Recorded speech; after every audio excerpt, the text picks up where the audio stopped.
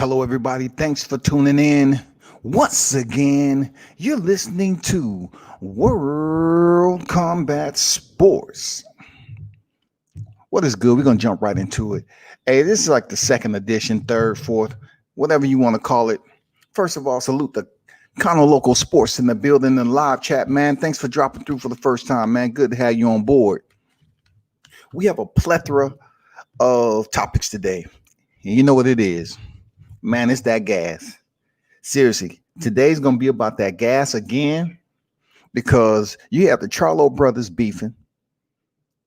I will allow the audio to be played because that's what needs to happen. Because this is bound to go down sometime or another with Romero Charlo and Jamal Charlo finally coming to a head. And I kind of said this long time ago, in my lives. I say, you know what? It'll be good for the Charlo brothers to raise their legacy if they actually didn't like each other at one point and they stepped in the ring together. That would prove who's the better twin, who's the better boxer. I said that a long time ago. So, wake up and I hear that the Charlo brothers are beefing. They're going at each other's throats on social media. So now when brothers like that, it's supposed to be lines only promotion, it's supposed to be, a team and everything, family and all that other good stuff. Guess what? It's supposed to be a unity, a bond. No, that shit out the window right now. Okay, moving on. Hey, I'm going to touch bases on Rolly Romero and Jackson Marinez again to include Teofimo Lopez and everything that's been pretty much fluctuating in the media with Teofimo Lopez co-signing for this cat when he dead ass wrong. And I'm going to tell you how wrong it is for Teofimo Lopez to do that for Rolly just because it's friends. Because if you're going to put out tweets criticizing the media, then you have to criticize yourself as a professional fighter for co-signing something so obviously wrong. It's so obviously wrong. And I just think T.O. at this point in time needs to shut the fuck up, man. Because you got fans that's trying to build your stock and support you as a fighter. Let's get to it. I'm kind of say can't stay long, my G. Have an interview today real soon, but we'll stay. Hey, what time that interview going down, man? I'm gonna pop in, man. What time you got your interview popping off? Let me know what's up.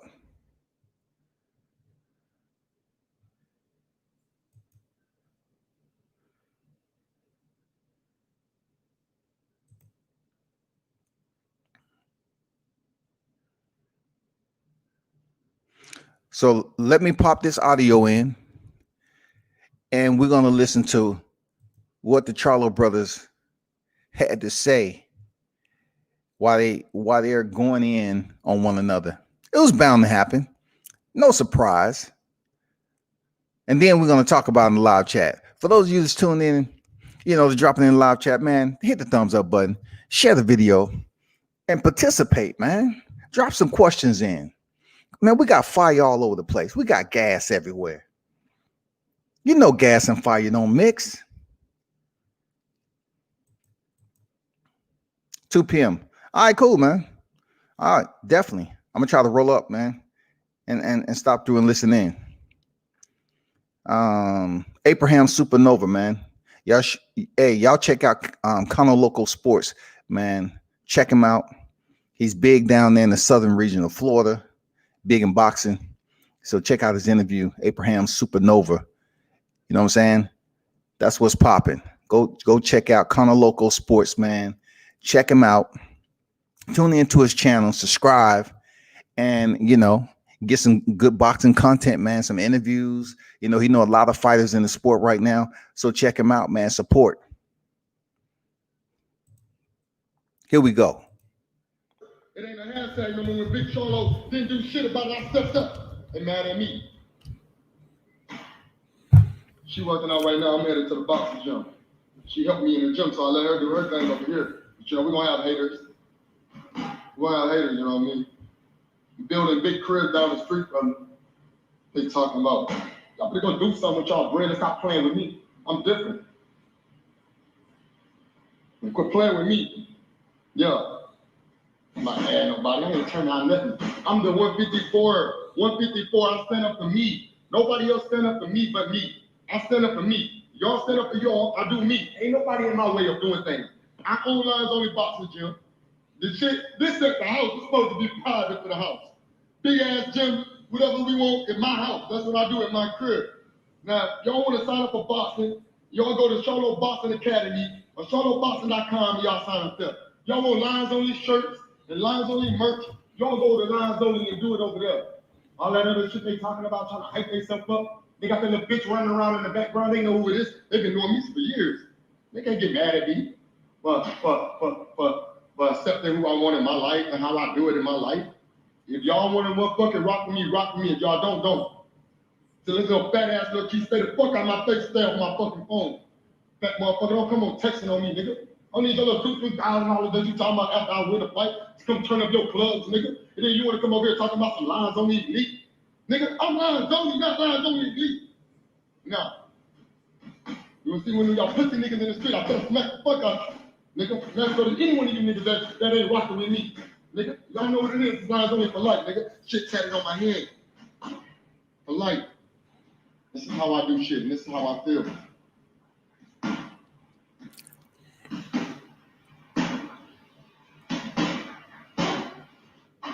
Connection get bad. Every time I show her, it's crazy as a motherfucker.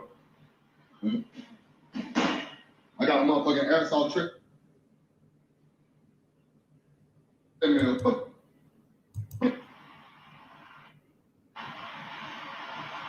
Yeah.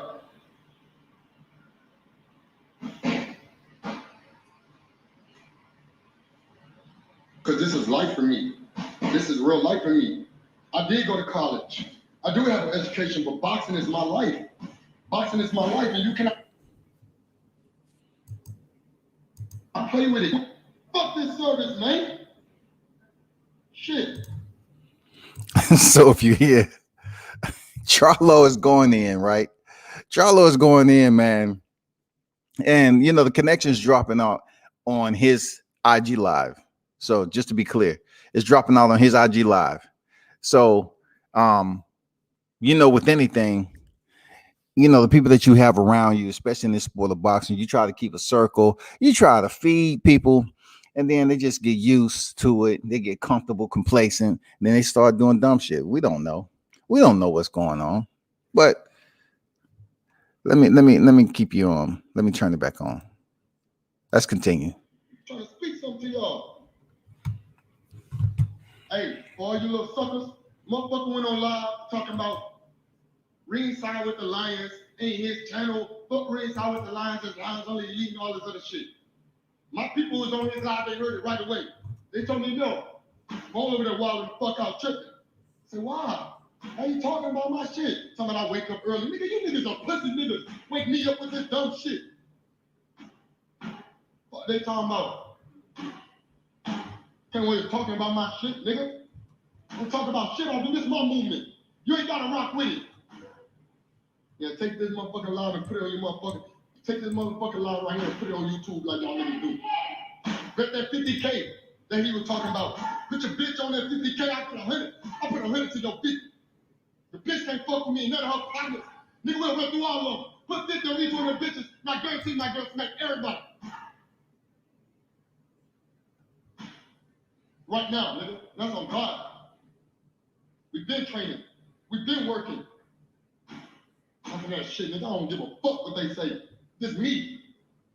They ran this way hot this morning, and I tell them keep running their fucking mouth. Yeah, you hear it, Jay. You know how I feel right now, nigga. This is my life right here. I put my life on the line. This used to be a cabana. I turned my motherfucking house, and what I do, yeah, big Charlo. Man, my crib costs more than his, nigga. And it's small, what? Nigga, we talking facts. Nigga, I got D's on my shit. I'll pull my shit and post it on my story for y'all. Nigga, I did that, nigga. Millions. What? Over $1 million on this bitch, nigga. And still investing more in the bitch. And still got cribs all around this bitch. Nigga, I'm comfortable, man. What y'all talking about? Show no pool and no balcony, none of that shit, nigga. Shit don't make you a champion. That shit don't make you nothing. Shit don't make you nothing.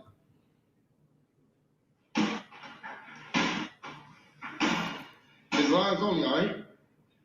It's lines only. I'm lines only CEO. And anybody that was ever in competition with me, they gonna fucking fail. All right? I'm going to fight September 26th. I'm the main event. And then you know champ get paid for that shit. Nigga, we work hard. They just want to be like us. And they ain't nobody putting envy in me. All I say is rock with me, dog. Rock with me. Like I said, I went to the top already. I seen the bottom before. At the top, I seen the bottom. I went back down to the bottom and shot back the fuck back up. Now what they mad at me for? Stay the fuck out my way, dog. They know what it is. And I'm letting everybody in the world know. Nigga. And all the hardest dogs out there that got the same energy as me, I wake up with that energy and they like, wow, check, calm down. Calm down, not fucking calming down and do what y'all fuckers tell me to do. Just me and me forever. And I ain't never changing me. And I'll be done with boxing. When I'm done with it, I'm gonna be the same way. Y'all stay on my way. I did the fight telling y'all what's up. Yeah, no, future boxing, yeah, you on this hoe. Now, right like I was writing on your shit. Tell me if I'm lying about anything I said. Service, bad connection, poor connection every fucking time I move somewhere. Yeah, September 26th is all I give a fuck about. And that's all that matters. Me being prepared, me being ready for everything that's fucking in my face right now. All you hating ass niggas that's on the other side, nigga, I got something to prove to you too.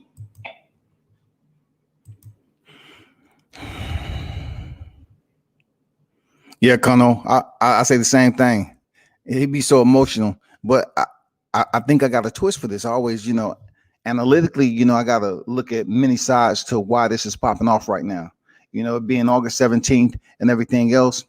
I'm gonna let him. I'm gonna let him cook. Continue to cook, but I'm gonna put my opinion into why this is all of a sudden popping up, and we ain't really seen them go at each other's neck like this right now. Oh, I'm gonna always have something to prove. I'm 33-1. 33-1. I'm proud of my win. Now what? And one was a robbery. Nigga ain't being shit, but hold the gun up trying to take it from me. Nigga, I know I got more life to live, nigga. Still caught another man. 2, 3, 4 of it after that. What? Just can't play with me, man. You strapped up too, nigga. So all you partners come over here playing, I'm gonna smack the fuck out of them. Any one of them niggas I see them out, you know me, and they know me.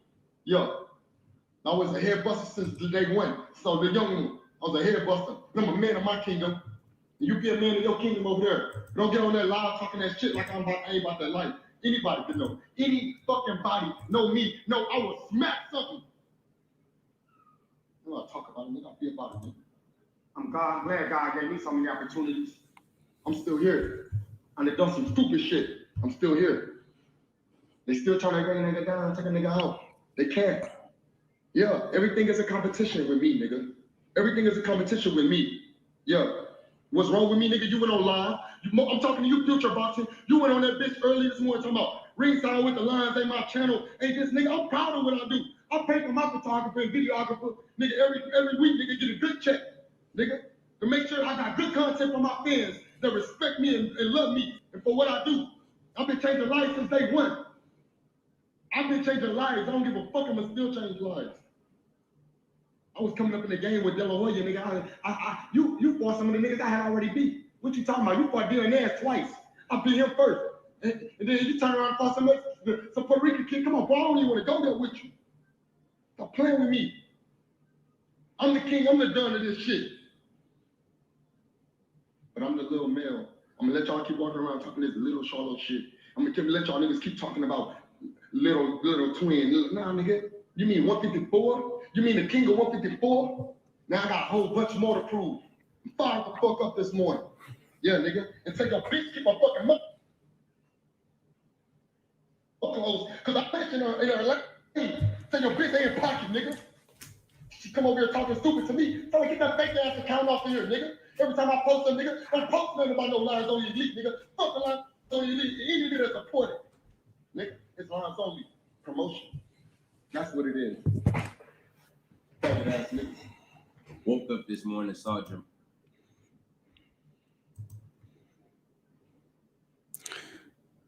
At time.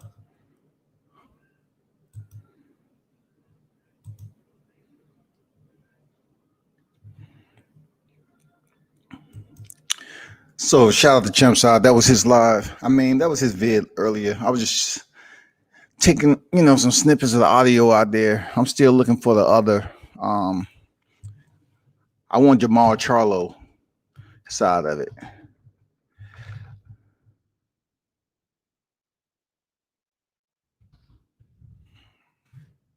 Give me a minute.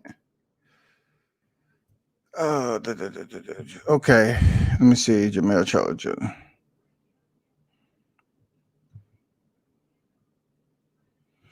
I'm gonna leave it like that though. That's the only airtime I'm gonna give Charlo brothers right now. I need to get to where I was going in the first place. Kano said he's gonna mess around and get sued one of the days for smacking someone in the streets. Man, these cats always want to talk about smacking cats, man, when you got rappers dying all the time. A rapper is just a description for the occupation that they pursue in their professional lives. It doesn't extract the fact that they're a human being and they can get touched just like everybody else. Cats ain't fighting with hands no more this day. They squeezing.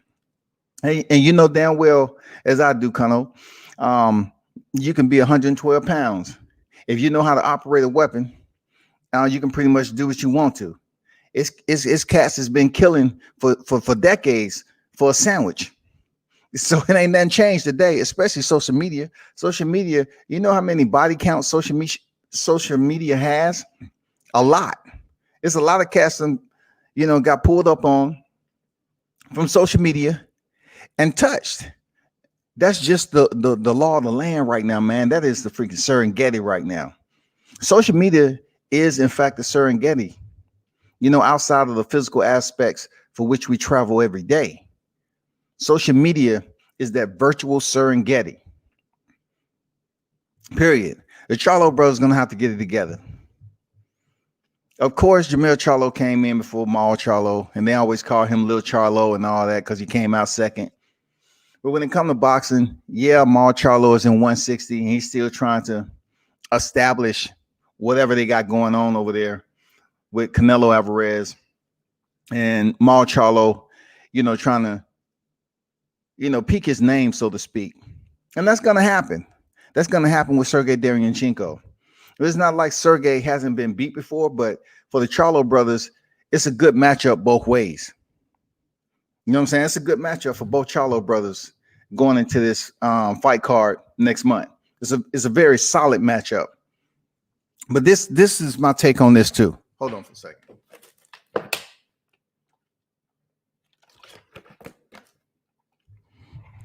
This is my take too. Apart from everything that we listened to on that audio clip, like I said, the jungle consists of the hunters and the hunted. They're going to say what they want to say, man. And people are going to latch on to it. People are going to make videos from it. And people are going to perceive it the way it's they choose to receive it and base their own opinions off of it. But it's funny how the Charlo brothers are now beefing all of a sudden a month before their fight card is supposed to be PPV. I'm just saying, they're trying to make a big name for themselves, and not one time. This is desperate times, people. This is desperate time in boxing because money ain't right. So when you don't have a live gate, guess what? You gotta hope that the PPV is where it needs to be when you have your fight. So Charlo's, Mel Charlo coming out here, trying to convince us he's beefing with his brother Maul, and talking about whose house is house, this and that. Lines only elite, whatever. Either way it goes, we really don't care because it's still in the blossoming process anyway.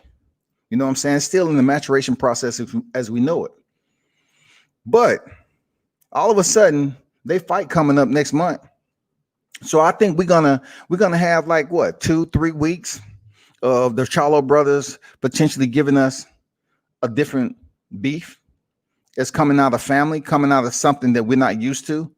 I'm not absolutely sold on the Charlo brothers beef being genuine right now, but it's good for social media because you have a lot of temporaries out here that will tune in and listen to this shit and take it for everything that they believe it to be. They'll say, oh man, they beefing, they don't like each other. The Charlos are at it. Oh, can we see them fight? That's where they want this shit to happen. And if that is the case, it's good. It's good for boxing, for the Charlos to be pretentious and draw more attention to themselves leading up to their fight card next month. I always look at that shit. Just like I do opponents, just like I do resumes. I always look and see what was in the past and what's on the surface in the present. And somehow, some way, Mel Charlo is feeling, you know, a family discord to go at his brother's neck leading up to their fight card. Now, I'm not going to lie to you. We've been waiting for either Charlo to fight a big name in the sport. If they meet up September and they still, you know, on their grizzy and they don't like each other, well, they'll both be in the same arena. And then after the main event or whatever, it would be good for, you know, Mauro Charlo to hop in the ring and act like, you know, tell his brother, hey, if you ever want this smoke while you're on social media, let me know. We can get it in at 160. And then, of course, Mauro Charlo, he's not going to be outdone. He's going to be like, yeah, I'll give you that smoke. And, you know, it'll be all over the freaking news. Like, it'll be everywhere. The Charlo brothers finally are split. They're going to fight each other. It will be more people tuning in and see the Charlo brothers fight each other than some of the opponents that they choose to fight in the past, or names that might come into the conversation a little bit later, you know, in 2021. If it ain't Canelo, we really don't want to hear it. If it ain't Andrade, we don't want to hear it. You know what I'm saying? But the big fight on September is going to be Mel Charlo versus Jason Rosario, which is a pretty decent name. But again, he was beat by Nate the Great. And even though he went in there and defeated Julian Williams, who was previously knocked out in similar fashion, people are not really looking at this as like, well, Mel Charlo can't beat Jason Rosario. He's just too much of a beast. They're not saying that. They're kind of looking at it like, okay, Mel Charlo, he has a good chance of unifying the junior middleweight division. He does. He has a good chance. He has enough power to. We're going to see how Jason Rosario power affects Charlo and how Charlo power affects Rosario, vice versa. D Hodge is in the building. You know, that's where I'm at with this Charlo beef, because I don't know if it's totally genuine right now, but the smart thing that I tell people all the time, if you ever want to bring attention to yourself, all you got to do is take the social media and do something that fans haven't seen you in yet. See something, do something, or say something that goes against the grain of what fans are used to. That's all you have to do, because social media is that platform. It is that stage. And you know what happened when people are on the stage? They stunt. And that's what's going on. The number one fighter right now that stunts on social media and always get that attention is Adrian Broner. Adrian Broner is the Don of every time he got a fight coming up, he's getting arrested. He's jumping off a cliff without a parachute and landed on his feet. He got a problem with a girl. He's on social media eating a whole big bowl of ramen noodles with hot sauce. He's getting arrested for he's being kicked out the MGM Grand and arrested. He's down here in the A getting arrested in the mall for sexual assault, and you don't hear nothing else about it. I mean, it goes on and on for Adrian Broner. But for now, for the Charlo brothers to be so-called going at each other's necks,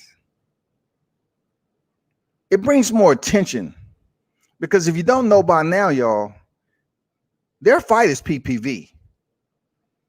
They want more people to tune in to what is going on with them now to build up the momentum heading into that fight next month. The Charlo brothers will be on the same fight card. Them beefing with each other outside of that is not going to deter people. It's going to persuade people. They're going to be more interested. Oh, man, we want to see what the Charlo brothers alike. We're going to see what happened when they're in the same space. We want to see what they got to say to one another. We want to see this beef. I'm telling you, people, that's how shit pops off today. And what better two boxers to go at each other's neck right now than the Charlo brothers? What better two people, y'all? We haven't seen the Charlo brothers lose it versus one another. We've seen them go at it with other fighters. We've seen Mr. Maniac himself, going around, male Charlo. He always popping off. The most we have seen him in his quiet moment was when he lost his belt. Male Charlo was quiet as shit. He wasn't out here talking. He wasn't on social media that much. He was quiet as hell when he lost his belt to Tony Harrison. Time he won that belt back, all that energy resurged. You know what I'm saying? You feel me? Like all that came back. And I'm saying to myself, nah, I respect the man that was gassed up before, during, and after. He kept the same energy. Charlo kind of proved that, yeah, he was up here disrespecting fighters, talking all that noise and everything. And then when he lost his belt, he became so secluded. But I think it's something that's underlining what this beef is going on to bring more energy to that fight card next month. I'm just being honest with you. It just seems like that is the reason. That's what's popping. That's what's cooking up right now. And it's easy for him to call his brother a faggot and all this other bitch ass nigga and all this other stuff. That's easy work. But the fans are gonna go to Twitter. Oh, the Charlo brothers are beefing. The Charlo brothers are beefing. Good. Whatever it needs to do to get the bag. Whatever. Go ahead. Who cares about you calling his girl a bitch? Who cares? We hear that word damn near every day. That's coming. That's like and done and sins right now. If a man ain't calling a female a bitch, they calling another man a bitch. That's commonality, man. Seriously. So don't, you can take it for what it's worth, people. But I will, I had to touch bases on it. I forgot to include it in my original live post. But, Mel Charlo going in on his brother Maul. And, you want to talk about houses and all this other stuff. When it comes to boxing, yeah, Mel can have a little bragging rights a bit. But understand that Maul, is a champion. He was a champion in 154 and 160. No matter how you put it. So when it comes down to them potentially facing each other, it would do very good numbers to see two twins facing each other at 160, because I almost guarantee you that Maul Charlo isn't going to drop down to 154 to even give Male Charlo any time of day. It's just not going to happen. He don't operate and let so-called little brother push him into something or bully him in something. That's all I got to say on that, man. I was gonna, if it wasn't storming so bad, I was gonna take the fans to the command center, man, and we was gonna go through this fight. I'm gonna transition over to once again the Rolly Romero, and I'm gonna blend in the Teofimo Lopez. Even though that's my dude, though, when it comes to boxing, I gotta check him on this, man. I gotta G-check you. For real, Teofimo, because you sounding real crazy right now. Rolly Romero, man, it's been all over the news, man. He went in there and fought 12-round fight, and it's one of the biggest robberies. It's in the top 5 robberies in boxing. Why it's not in the top 3 robberies in boxing? It was because of the names and what they have established, like the Pernell Whitakers, Roy Jones, what I'm saying? Timothy Bradley's and the Pacquiao's. It's the names. Of course, Marinez and Romero isn't in that class of names. But on the back end of the top 5, we can insert Romero's loss to Marinez, because it was absolutely a travesty the way this fight played out.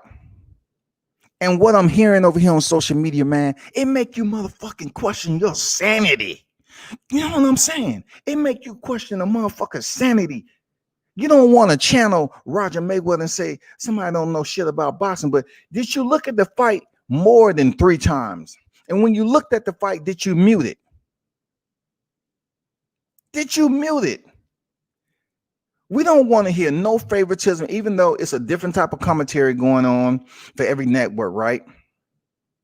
But anybody that's a true hardcore boxing fan that want to analyze boxing, they will look at a fight muted, because that's less of a distraction that your attentiveness neurologically pays attention to.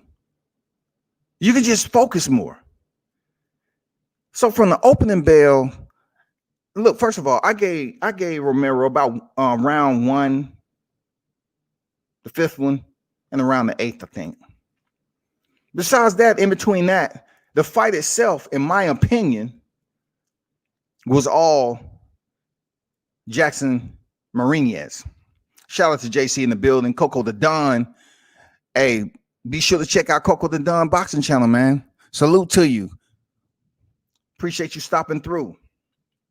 Kano say agreed. I call it a robbery of the year. Yeah, robbery of the year, man. I definitely agree with that. And many other people should start linking up and being honest with themselves, especially on this new media, especially on this media platform. You gotta say that it was an absolute robbery, man. And it was bad for boxing. Robert Garcia, it was his fighter. He wasn't able to show up due to COVID-19 testings not coming back in time. His last test, haven't came back. So he wasn't able to be there. But you think Robert Garcia in the corner would have changed the outcome that night? No, they still would have robbed him. JC in the building. Salute, man. What's good? Damn, that's all I gave him, 3 rounds. Yeah, that's all I'm saying. 3 rounds is all Romero gets. Now, this is the issue. This is one of the issues that I have when it comes to boxing and people, trying to act like, well, they have integrity and they're going to talk. They're going to keep it straight. They're going to keep it down the line when it comes to boxing. Anybody that sits up here and talk about they had Romero winning the fight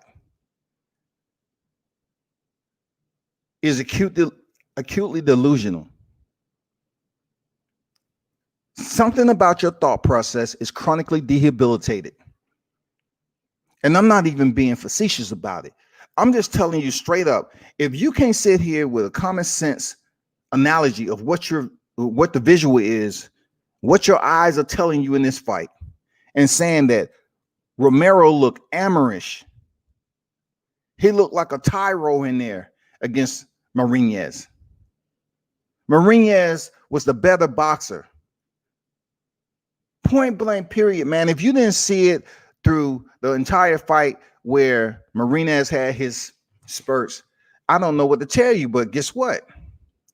I'm going to pop some pics up here so you can kind of see who I'm talking about. Those of you that may not know who I'm talking about. You know what I'm saying? I'm going to give you a little slideshow and then we're going to talk about, because it was said that Marinez, he was just on his jab. He was behind the stick. He was active on the stick.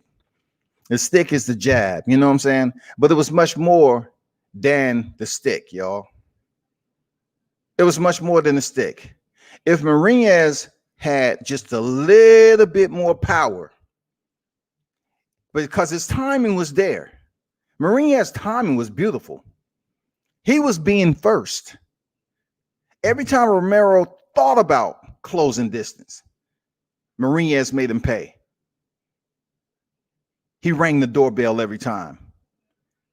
I'm telling you, that glove, if it wasn't the left hand, it was the right hand of Marinez ringing the doorbell off Rolly's forehead. He was first when Rolly was coming in and closing distance. Marinez, as you're looking at it, is on the right. Dominican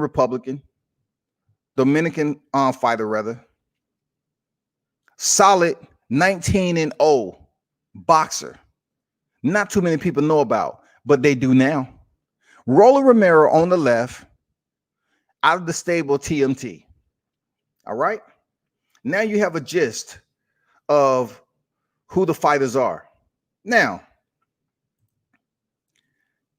the number one robbery in boxing, of course, is Jose Luis Ramirez when he faced Sweet Pea Pernell Whitaker, who Pernell Whitaker absolutely had his own issues leading up to this fight with Ramirez. And they wanted him to automatically sign to face Julio Cesar Chavez, before he did. And he said no. But he went in there and totally outworked and he won the fight. But once again, history repeats itself. Jose Suleiman. He won the all-Mexican final, and they ended up robbing Sweet Pea after he went in there and clearly won that fight. Clearly, Sweet Pea won that fight. And that's one of the biggest robberies in boxing history. You have to take a look at that fight and understand. I mean, I'm talking about on a professional level. We're not talking about blended in with the Olympics, because there's been some robberies on the Olympics too. The familiar name that comes into play is Park Sai-hun against Roy Jones Jr. So let's go to the next, because it was said that, Marinez wasn't doing too much in the bout. He was just using his jab. That's about it. So let's first start off with Rolly. This is what happened a lot of times when Rolly Romero was trying to step inside with that single jab. He was trying to be all smooth like Floyd Mayweather and pitch that jab out there to the body. But yet, when Floyd does it, he has an itinerary. He has a plan. He has a step process on where he's trying to go. Floyd doesn't wait 3, 4, 5, 6, 7 rounds to basically give you something different. Look at Romero. He stepping in with the long jab, and it's not even connecting. A lot of times when Romero used the jab, he connected early rounds, right? But as Marinez started to gauge his distance and get the timing down of Romero, all he had to do was step back with the counter or be first. A lot of times Marinez was first on Romero. So let's go to the next one. When it comes to certain people saying that Marinez was just using the jab. Listen to me. Look at this picture now. Look at this picture. When you see Marinez jab, does that look like that's a jab that's scoring? You know what I'm saying? Does it look like an effective punch up top? It's about to pop up on the screen, the stream. But wouldn't you say that when somebody jab you, as you're looking at it in the picture, that's an effective strike? They're going to score that. They're going to look at that as being, having damage, just basically touching up Romero. That's what Marinez was able to do with his timing. It didn't take him long to start making adjustments. And this is crazy, right? Fight fans. That's crazy because when Rolly leading up to this fight, he was doing all these interviews talking trash, and he want to channel Floyd Mayweather and say, I stand by that. I look up to so and so, and a true champion can adapt to anything. Of course, but Rolly, you're not that guy. I've seen a lot of emulation in what you was trying to execute in the ring, and you fell short. Starting off with that jab to the body, vintage Floyd Mayweather. Shoulder roll, Philly shell, whatever you want to call it. When he does it, it's masterclass. Him being up against the ropes, Floyd Mayweather, and knowing how to avoid punches, masterclass. Him. I just wish that the fighters that's in that stable, and not all fighters are emulating Floyd like that, but I just want to wish that the fighters that's currently training in TMT take a good damn look at what happened with Rolly Romero and learn how to box with their own style. take bits and pieces, and then you combine it all together and you display it. Now look at this shot. Is that effective? That's with the lead hand, right? That's with the lead hand. That looked like it scored to me. So you just can't say, well, I was landing the hardest shots.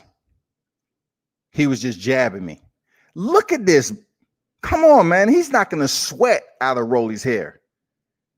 This dude was dancing. He's in rhythm. He was giving Romero the fucking business. He was giving him the business, y'all. Let's go to the next steal. Because I'm not seeing where someone can say all he was landing was jabs, as if a jab isn't effective. Sergey Kovalev, knocked out Anthony Yarde with a jab. Errol Spence has a damn good, solid surgical jab. The jab is one of the most effective tools you can learn in boxing. Now, this is one of those shots where Marinez was able to get Rolly's timing down once he was closing down and trying to get close enough to land his power shots. And Marinez would clock in, man. He will clock in fucking Romero. He will be first. He will be first. Does that look like it landed? That's not his jab hand. That's his power hand. Look at how easy he was able to hit Rolly. A picture, what they say, a picture is 1,000 words. Man, in this case, it's more than 1,000. It's more than 1,000, man. Let's talk about the defense of Marinez. The reason why defense is so important is the fact that Rolly was loading up on his shots, and he was extremely predictable. And he stuck to the same routine all the time. He kind of tells you when it's time for him to try to come through the front door. He gives you that body language, y'all. How easy do you want the fight to be? Marinez was like, damn, I can read this nigga like a book with big font. That's how easy it was for Marinez to read Rolly's mannerisms and what he was trying to do. Look at this shot right here. That happened so much during the fight where Rolly Romero was trying to step in with a power shot. Marinez was ducking, slipping, resetting, spinning out.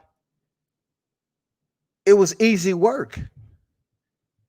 It was fucking easy work. So let me be fair. Let me go and show a picture where Rolly actually landed a jab up top.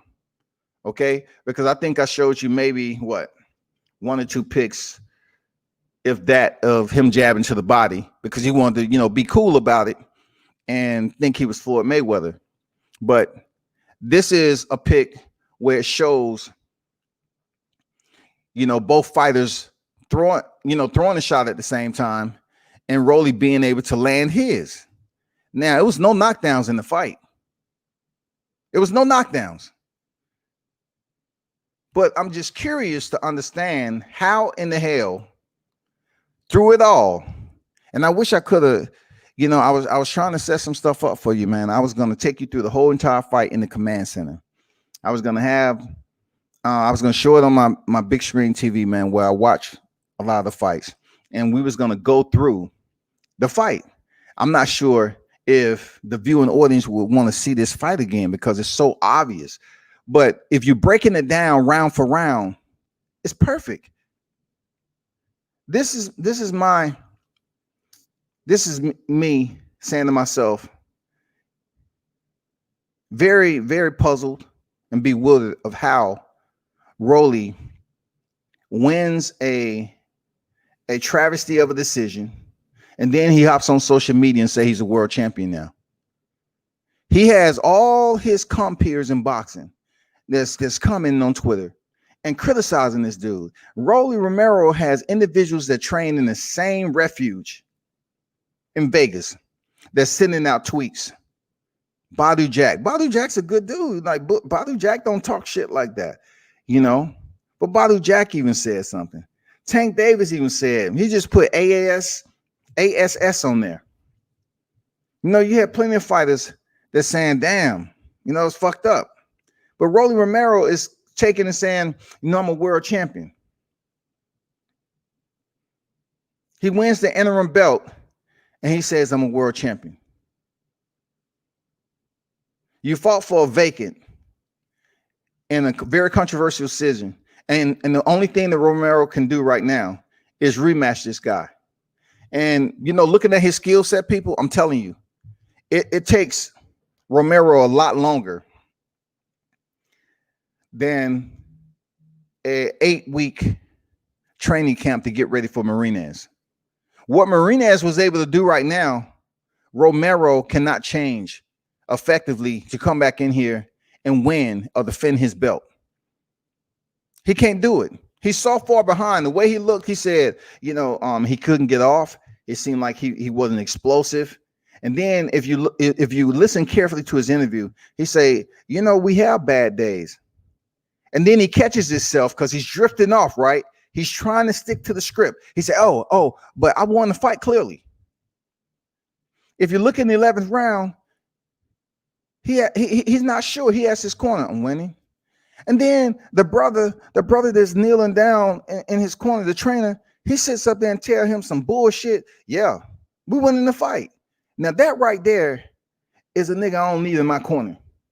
I don't need your motherfucking ass. Because that means if you would lie to me in a moment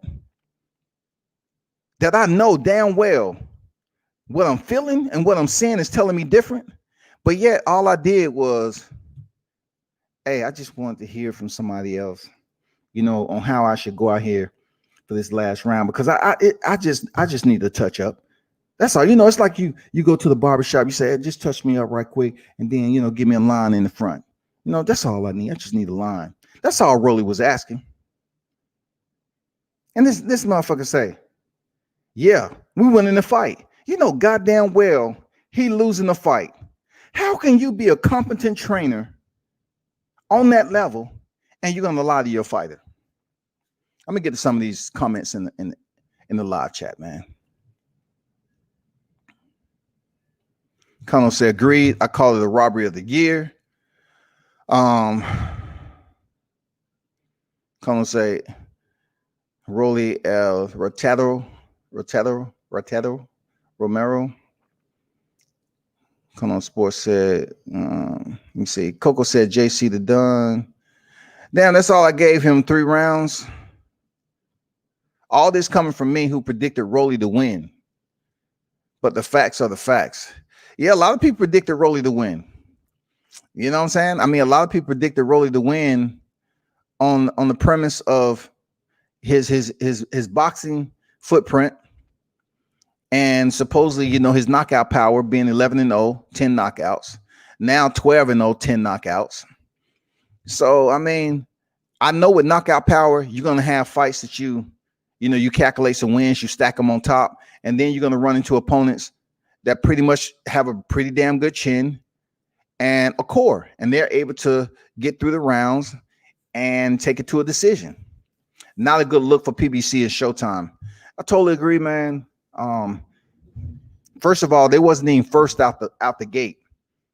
It was Top Rank. So everybody was criticizing Top Rank. And then Showtime come on here and, you know, things just start breaking out crazy. We have the zone and send the 5-0 fighter in there against a world champion, and she get put to sleep in 7 seconds. And then you have Showtime, you know, put on the card where Benavidez misses weight because he didn't feel that he had all the necessities that he needed and all this other shit. But I'm like, there's been plenty of other fighters that go to the bubble and make weight. And then, of course, Rolly Romero steps in there with a 19-0 fighter, and he fought like he was 19-0. Marinez fought like he was 19-0. Unfortunately, you know, I mean, goddamn, Marinez should be 20-0 right now. Rolly should be 11-1. That is absolutely true. how'd you say number one, Floyd versus Castillo, two, Sweet Pea versus Chavez, Hagler Leonard two, Charlo versus Harrison. I don't even put them on the list. And five, no, Antonio DeMarco. But you're missing Sweet Pea against Jose Luis Ramirez. You know, that's the number one robbery of them all. And then you cannot, you know, I know these are all professional fights, but you got to put, you know, Roy Jones Jr. and Park Sai-Hung, and then you know, you have to put Timothy Bradley, Manny Pacquiao in there. You got to put Hagler Leonard too, of course. Garcia knows about him. If dude had too much power, it was night for Rolly. Yeah, if Marinez had a little bit more power, he had the timing down, but if he had power, who's to say? I don't know. I'm gonna put it like this. I just can't totally agree with that, D Hodges, because the way I look at Rolly, he remind me of some older fighters that used to take a lot of punishment. I mean, and keep coming forward. Rolly remind me of the Triple G's in boxing, because their primary focus is to prove to the audience that they're tough. So how they're going to do that is they're going to keep the same poker face when they are actually hit with a solid punch. The only thing they know how to do is quickly regroup and keep pushing forward. Rolly gives me that energy that he's a jock, like he's a little bit incompetent of just switching it up. And box, Rolly wants to be a knockout artist. He wants to be a brawler. He has very, very limited amateur experience. So he's trying to go up here on the fast track. And the way he wants to do it is popularity via knockouts. That's Rolly. Rolly is trying to be the Triple G in boxing. He's trying to prove to the people that he can take a punch and keep on ticking. That's all he's trying to do. Rolly is trying to prove to people that he's tougher than what he truly is. Because imagine if he would have had a fighter in there with just a little bit more power on the timing that Marinez was connecting as he was getting closer. Every time he closed to try to land his power shots, Marinez would tap. He was tatting them up. His mechanics, beautiful. What they say, timing beats power? Isn't that the rule? Like timing beats power, right? It's a perfect example. Marinez's timing was on the bezel yesterday. He was clocking in off Rolly's forehead easily. For anybody in their right mind, this just is disturbing when it comes down to it. When you attempt to speak boxing with individuals, right? And they can tell you certain things about the sport. And I always want to try to explain this as correct as I possibly can. When it comes to people that's having, you know, all these, you got people 200-300, you know, people tuning in. And some of them people know, you know, what they're talking about a little bit to a point. But hear me out. Like, it's a difference between knowing about boxing and understanding that you're capable of retaining some information to recall memory. There's a certain level of saying, I know about boxing because I'm able to research and assert that into my recall memory and then regurgitate it when I have to. That's a part of knowing about boxing, where people just latch on to, oh man, so-and-so know about boxing. Oh man, Sugar Randolph Burt. They're a historian. See, I never really cared if anybody said I know about boxing or not, because I understand there are certain levels to understanding the sport of boxing. And you know what? A huge defining level that clicks with me is when an individual understands what they are watching. And the only way you're going to understand what you're watching is that you learn from the people who teach it. You have to learn from individuals who are in the gym, embedded in the gym for years and years. You have to hear what they have to say. You have to go to the gyms. You have to see the amateurs. You have to see the professionals. You have to know what goes on the ground floor, grassroots, all the way up to the top. Because to be honest with you, if I want to do a Google search, and if I want to research required information and everything like that, it's easy. That's easy to, soak up the knowledge, repeat it enough, remediate to the mid part of the brain that deals with routing, cataloging, and recall memory. So you catalog enough information and you get used to saying it so much, then it seems like, okay, cool. And then you start placing it with time and events. When it comes to Rolly Romero, it's a lot of people that will say, okay, let me skim over the top and tell you what I think. But I wouldn't want you in the live chat supporting me just because I'm saying a boxer that's around my way or a boxer who I support. Absolutely, just say Rolly was from my way. And he clearly lost that fight. And I get on here and I'm actually explaining everything opposite of what majority 99.99% of the community is speaking on, that Rolly lost. So how do I expect you to respect what I'm talking about if I'm saying, well, guess what? Rolly didn't lose that fight.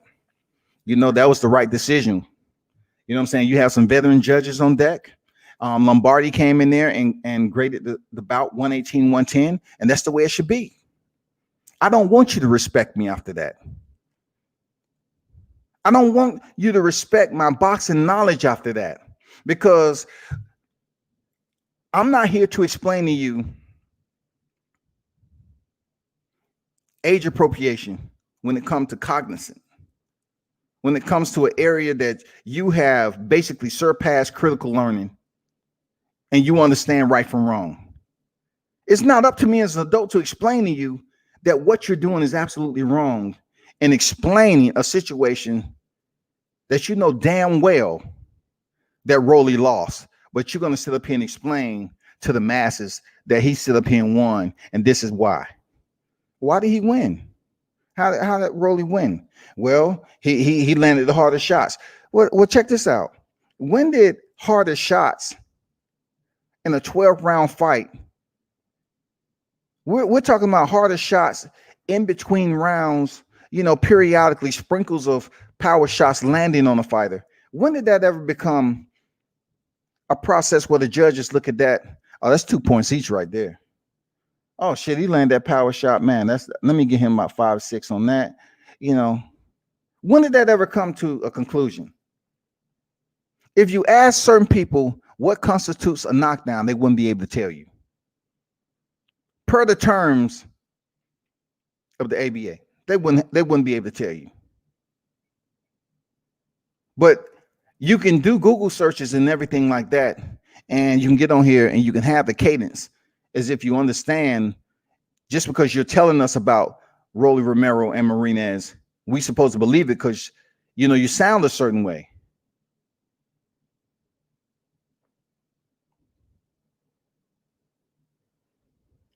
I was in some groups earlier and we was talking about this fight, and you have people that clearly understands what they saw. They don't really know too much about the sport of boxing, but they understand in what their perception is, how they're downloading the visual. They understand what that consisted of. They pretty much don't know about the sport, but they know what they was watching, who the better man was that night, right? And then you get the temporaries of boxing that'll come on here and say, well, you know what? If you look at it, Rolly, he was pressuring. So you trying to tell me in that particular fight, Rolly moving forward gives him points? Now, we ain't talking about Willie Pep, homie. You're trying to tell me, oh, well, Rolly Romero, he was pressing forward. So really, if he would have kept pressing forward and Marinez wouldn't throw those shots, Rolly would have won the round because he didn't have to throw any punches because he was pressuring. And that's the fine line between people who understand what the sport is and people who just look at the sport for what it is. The only way you're going to understand is you got to dig a little bit deep in the crevices of boxing that you don't want to be. That means going to amateur tournaments. That means going to the gym. That means seeing and learning from the teachers of the sport, the trainers of the sport, learning what they teach in these fighters as far as technique. Watching an amateur tournament, watching a Golden Gloves tournament, watching the nationals, you got to watch these areas to fully grasp how boxing operates. It's bad because Rolly's on the list now, but he said, hell, give him a rematch. Listen, Rolly Romero might talk about a rematch, people, but do he really want a rematch with this cat? Do you really think? Do you really understand? Now let me back up. What can we guess the conversation was like when he finally got back to the headquarters and, was able to sit down and chill and Floyd Mayweather, hit him up? You think behind closed door, Floyd Mayweather going to say, you know what? You don't need to work on nothing, Rolly. Fuck what they saying. A lot of people going to be coming at your head. But guess what? You got the belt. Floyd wouldn't even, some of his rematches and some of the fights he was in, when the people was up here thinking that his opponent would be, gave him a hard competitive bout, he would turn around and say, okay, I'll take the bout again. I'll fight him again. It's all good. I'll fight him.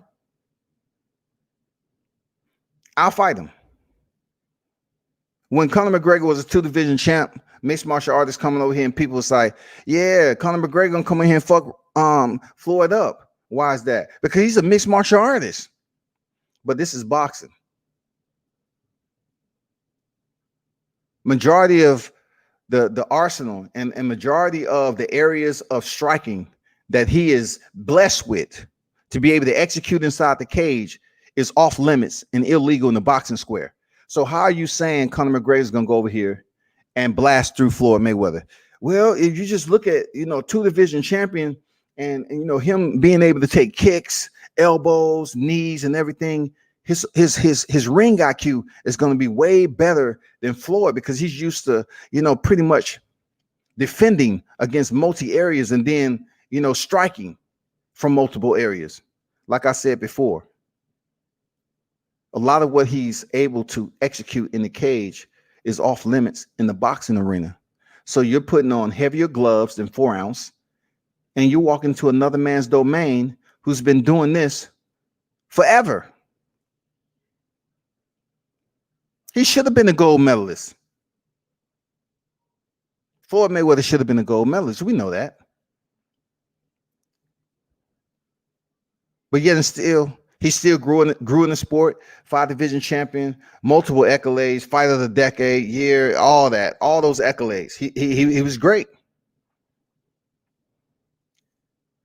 But Rolly, when I sit back and look at Rolly, man, 24 years old, and I look at the amount of punishment he took in that fight and refused to change up his game plan, I don't see him having a long career. Rolly is the type of dude, if he don't get his act together in the sport and practice on defense and set up his power shots to take out his opponent the right way, Rolly gonna get himself hurt. And if anybody out there listen, pass that word to him. If he don't straighten up his act, Rolly's gonna get himself hurt. Rolly is 24 years old, and you're looking at people that's in the higher division, right? That's all about hit and not get hit, defense, having longevity in the sport of boxing. And Romero believes it's cool for him to get up here and take motherfucking gloves to the face, 8-ounce gloves to the face over and over again just to prove he can walk through it and go back to the gym. Hey man, no, you don't want to spar Rolly, man, because that dude he's gritty, he's tenacious. You don't want to spar Rolly. He got power. Now that he's won this WBA interim title, I'm thinking a lot of people will leave the Ryan Garcia shit alone, because Ryan Garcia has never looked bad in a fight like that, like Rolly. Never. In my opinion, Ryan Garcia has never looked that bad on a professional level as Rolly did. So Rolly showing up to the fight, calling out Ryan Garcia, talking shit to him on social media and all this stuff, and trying to get that matchup. And Floyd Mayweather saying, "Hey, fight my boy Rolly, and then you get Javante." I bet Floyd ain't saying that shit now. Because when it comes down to it, as much as I criticize Ryan, I'm gonna criticize Rolly. As bad as Rolly looked in this fight with Marinez, he will have success in there against Ryan Garcia in certain areas. The reason why I say that, because he's a stronger fighter on the inside. Period. You can tell that. You can tell Rolly has that man strength on the inside, and he has power in his punches. Me, I'm looking at Ryan Garcia. I don't see him boxing well on the inside. He hasn't proven that he knows what to do on the inside, and we haven't seen him go long distance with a fighter as grimy as Rolly that can rough him up a little bit and see how he handles that pressure. I mean, that's what we want to see. Yeah, he might take it more seriously now, learning the experience. A lot of people went and avenged. If he win a trilogy, more money. If he lose, it's over.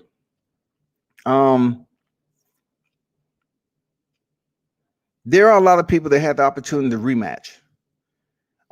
There are times where we was blessed as boxing fans to get to see a trilogy. Seriously. But in this particular case right here, like, just say for instance, the Lennox Lewis and Evander Holyfield robbery. They did the rematch and Lennox Lewis won.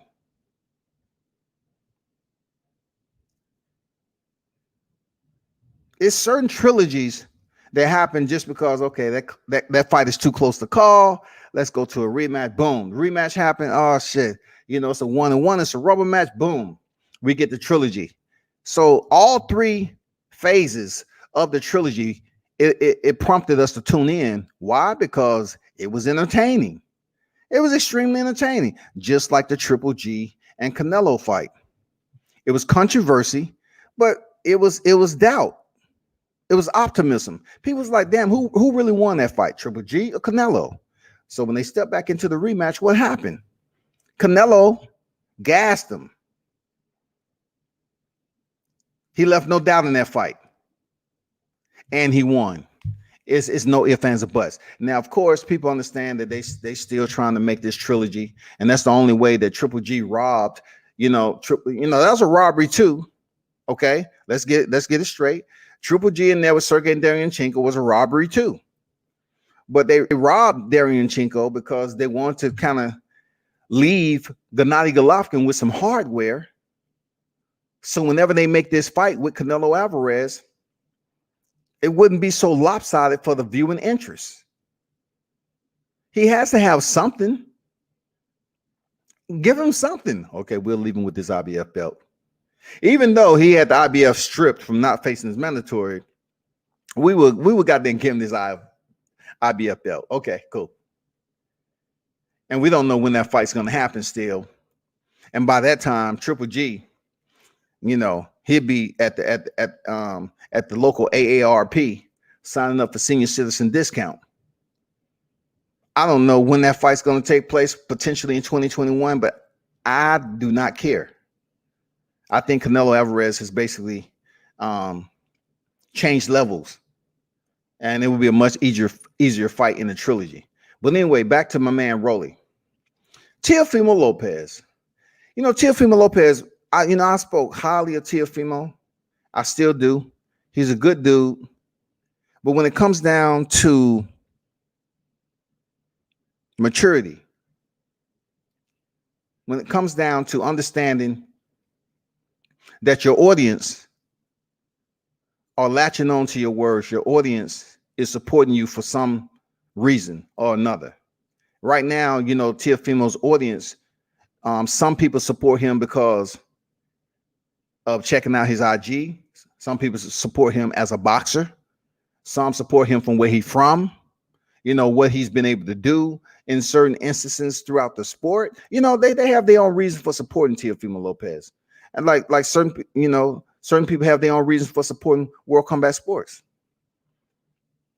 But I just want you to understand one thing. If me and Teofimo is having a conversation in person, and I've had conversations with Teo in person, and the talking point arose that I said, Teo, check this out, man. I just want to briefly touch bases with you, man.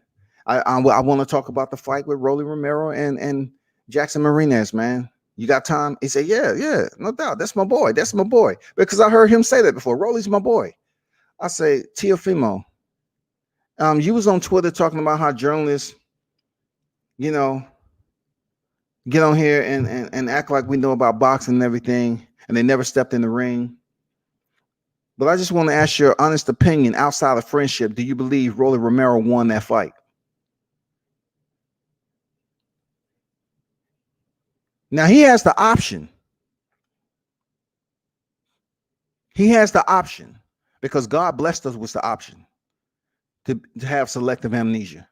He has the option to be truthful and maintain his integrity as a fighter and a person, or he has that second option for selective amnesia and to play dumb.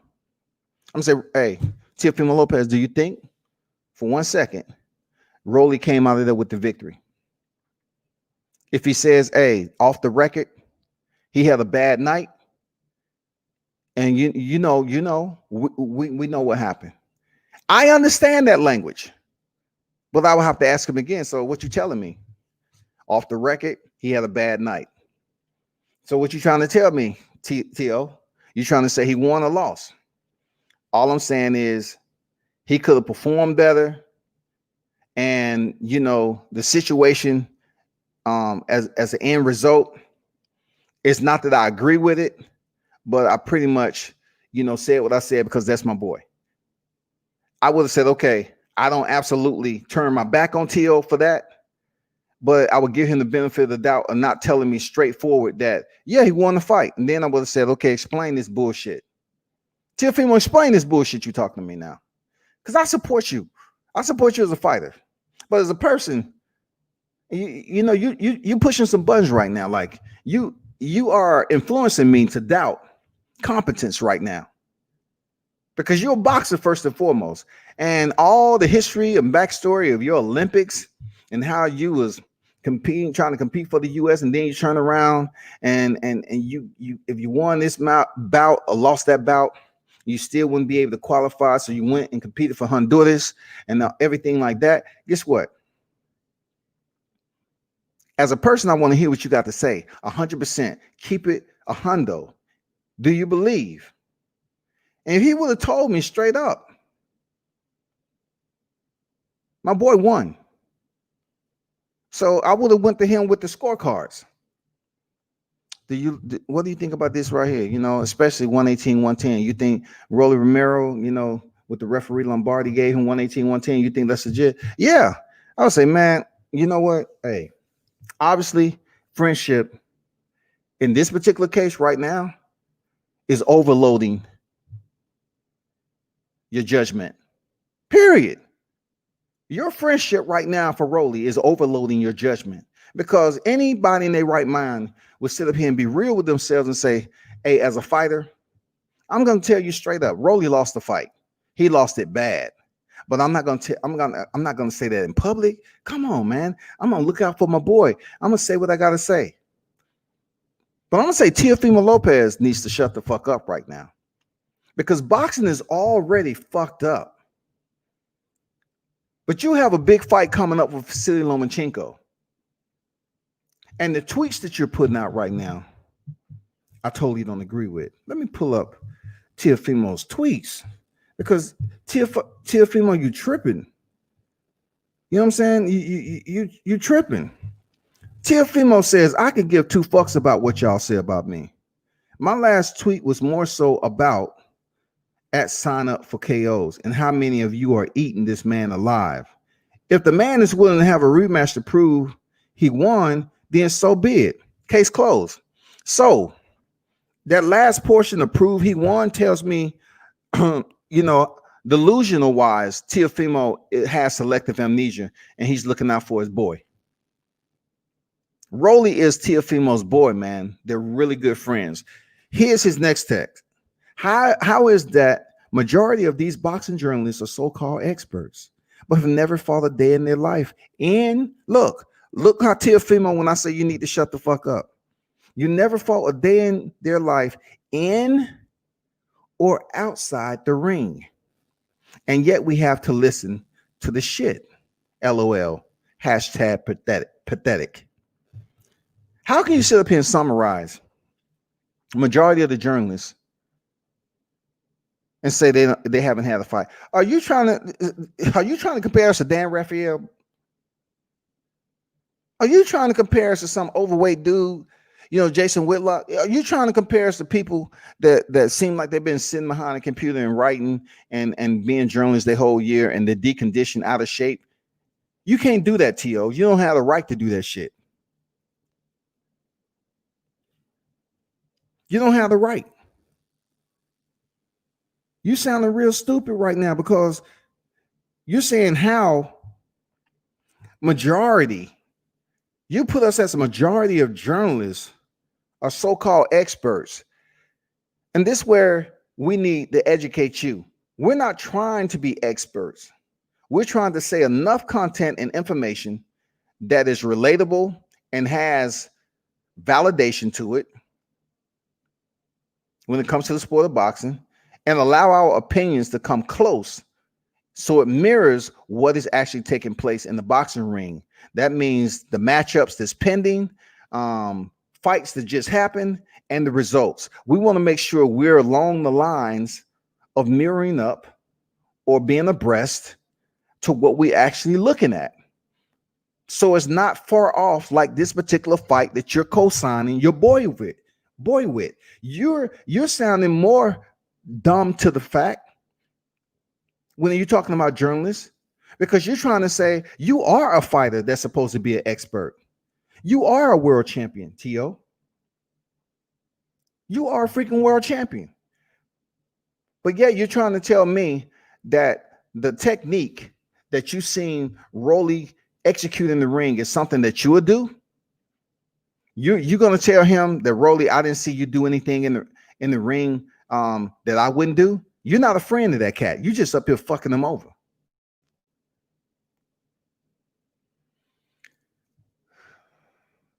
But since the eye poke, Danny gonna make fight number 4 if Danny don't retire. If Daniel don't retire. Manny versus Marquez, it was about money. I mean, I'm like, I'm disappointed, like what I'm reading with this shit with Teofimo Lopez and the connection it has to do with Rolly. We all should be somewhat agitated in hearing the professional fighter is Teofimo Lopez.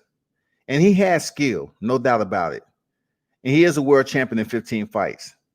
He is one of the elite at 35-pound division. He is. And he has a bright future ahead of him. I'm not going to sit up here and rip the man and say he can't box all of a sudden just because he sounds stupid. I'm just here allowing him to hear me saying that if you're a professional fighter and you pretty much perform the same sport as your good friend Rolly Romero, why won't you do him justice and say, guess what, my friend? You need to work on this, and that. You need to line up bullet points for your friend. And then when you take the social media, you need to allow us to understand that you understand that your boy didn't look good in the ring. So therefore, as a good friend you are, you need to say, you know what? I told Rolly, we talked, and we had our conversation behind closed doors as friends do. You know, we kept it confidential and everything. And I think that's all we need to. That's all that need to be done. He know what he need to work on now. If he's gonna get a rematch, cool. We're gonna help him prepare for that rematch so he can come back in there much better. And then the fans can pretty much, have a different opinion of Rolly. Now, if that was indeed the case, cool, but it isn't. So enough of the hypotheticals. Y'all need to be honest with this cat. When you have professional fighters, majority that Teofimo Lopez are saying that he lost the fight. I need those judges. Somebody find me those judges. I want those judges right there. I like that. You need to understand and read social media and be clear with yourself and stop getting on here talking about I'm a world champion. I'm a world champion. I'm a world champion. I won that fight. I landed the hardest shots. Man, get out of here, man. You've been hanging around some people that's actually been doing it. Don't nobody want to hear that shit no more, man. You sounding like you're a goofball, like you're a jock.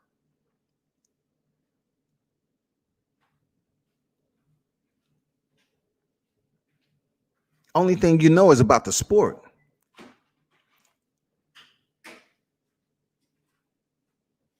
Somebody asks you your opinion, you clueless. Do you think you won the fight? And you come out here with some information that you know that's it's not credible. And then if primarily your audience is boxers and boxing fans, so what do you expect him to do? They're gonna go to social media and say, what the fuck is going on with Rolly? Is he punch drunk? You know what I'm saying? Because this is one of the top 5 robberies in boxing. And why it sits at top 5? Because it was for a championship. It was for a strap. The names may not have been elevated, on the shining lights, but it was just enough to be associated with a championship belt and also associated with Floyd Mayweather. And then, Robert Garcia camp. So therefore, it was a sleeper to begin with, but yet it turned out to be a cloud of smoke.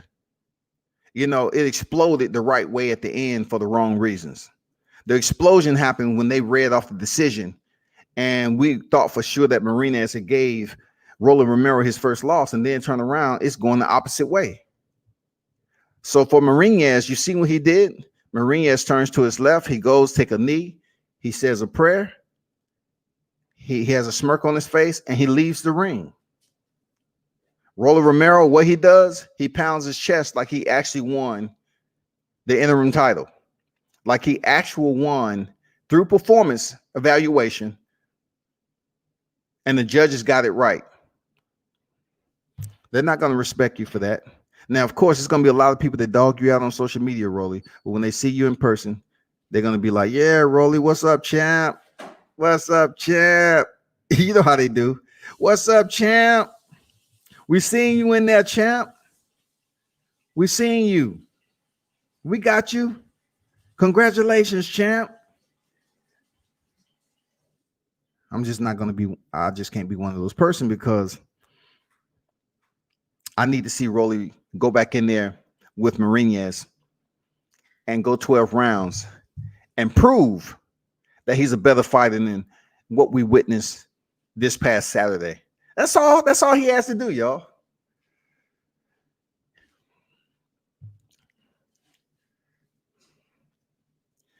Hard to say that the Asian guy gave it to him. I got Loma. The Asian guy, if you're talking about Masayoshi Nakatani, he didn't give it to Teofimo Lopez. He didn't give it to him. I want to dead that. I want to dead that today. When I watch a fight, I watch it around. If it's really a fight I'm trying to critique and break down, a minimal, I'll watch it 5 times. Minimal. Nakatani was able to stifle Teofimo Lopez in the early rounds, and Teofimo made changes. He made changes. Teofimo Lopez made changes. So, you know, he did not give it. No matter how it's said 100 times over. You know, a person can say something 100 times and be wrong 100 straight times. He only beat Comey because he had no movement. No, not at all, man. Comey's a tough Guyana. They have some tough fighters coming over there. I would encourage people to go to YouTube and look at the video and the documentary that was did on Guyana. And, you know, just to give you an idea of how many world champions actually come out of that footprint over there. It's amazing. They have one of the higher percentage of champions that come out of that footprint. And, you know, being that I have seen Richard Comey on several occasions, you know, NYC over there in Texas and all that. He was a good fighter. He was a solid fighter. Teofimo had the right game plan to go in there and defeat Richard Comey. Y'all cats cannot sit up here and y'all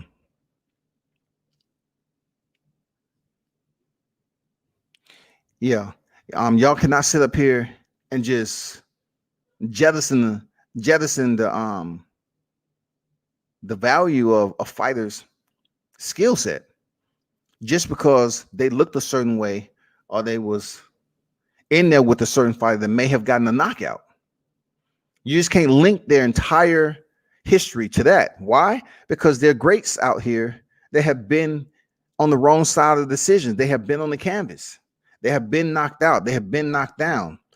So then it comes to the point where some people are going to say, well, when did they get knocked down? Were they past their prime, their competitive edge, so to speak, or were they in their competitive edge in their career? It all depends. But, you know, you can't give it for one and not the other. Like, you can't say, well, every time that fighter's name come up, you say, well, Teofimo Lopez knocked him out in 2. Well, that particular person lost to this guy, Robert Easter. You cannot validate Richard Comey's entire career off his losses. If that's what we're doing, you sure enough should sit up here and bring up Lennox Lewis' name, because the last time I checked, we can say Oliver McCall was having mental breakdowns. He was on drugs and everything else, but he was able to knock out cold Lennox Lewis. And also Hasim Rothman was able to clean Lennox Lewis. But Lennox Lewis, when you see him in person and when you talk to him and when you see him, he was one of the best heavyweights to do it. People are not really looking at how he lost. His only 2 losses was via knockouts. Why is that not the course of action when his name come up? People say, oh man, he stepped in there with Mike Tyson. He been in there with Evander Holyfield. You know, he should have fought Riddick Bowe. Riddick Bowe was ducking him. No, he wasn't. Y'all got to keep it. Y'all got to keep it. Just do a little bit better with that, man, because there's too many fighters out here that's being clouded with recession, just repetitive, recycled information attached to one fighter. And that doesn't make any sense. Yeah, I agree. Now that I agree with Hodges. If he'll better KO him if it goes to the judges as a wrap. I agree. You're talking about Lomachenko as the golden child right now. Lomachenko has been atop the pound for pound list.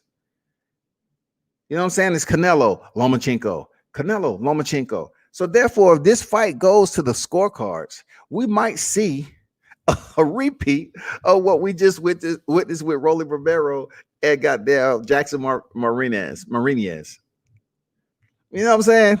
It could happen, y'all. And it's going to be so close. If it's so close that you can't decide who won, oh, man, I can see Vasily Lomachenko getting that. the double gold medalist. Man, look, people are still showing him favoritism because of his Olympic pedigree and him being. That's why he's on top of pound for pound list. The amount of time he was able, the amount of fights it took for him to get a world championship in 3. He tied the fighter that's over there in Thailand. Then, he's a 3-division champion, unified at 35. Plus, he's a double gold standard. So they're taking all that, putting it together in a bundle package, and putting him at the top of the pound for pound list. You know what I'm saying? I mean, hey, no one knows what the criteria to base all this from when it comes to the pound for pound list. We don't have any damn idea when I tell you that. Any idea, people. It's like forever and a day we will remain somewhat bewildered as to how we supposed to understand who and how and why certain boxers are on the pound for pound list. Because Vasily Lomachenko is the only lightweight fighter on the pound for pound list, y'all. Manny Pacquiao is over 40, I believe. And on the Ring Magazine pound for pound, he sits at number 10, but at the BWAA, the Boxers Writing Association, I believe Manny Pacquiao is sitting at number 9. I'm not sure, but he's still in the top pound for pound list, all because he defeated Keith Thurman. How many losses Manny Pacquiao has on his record, y'all? I mean, when does it stop?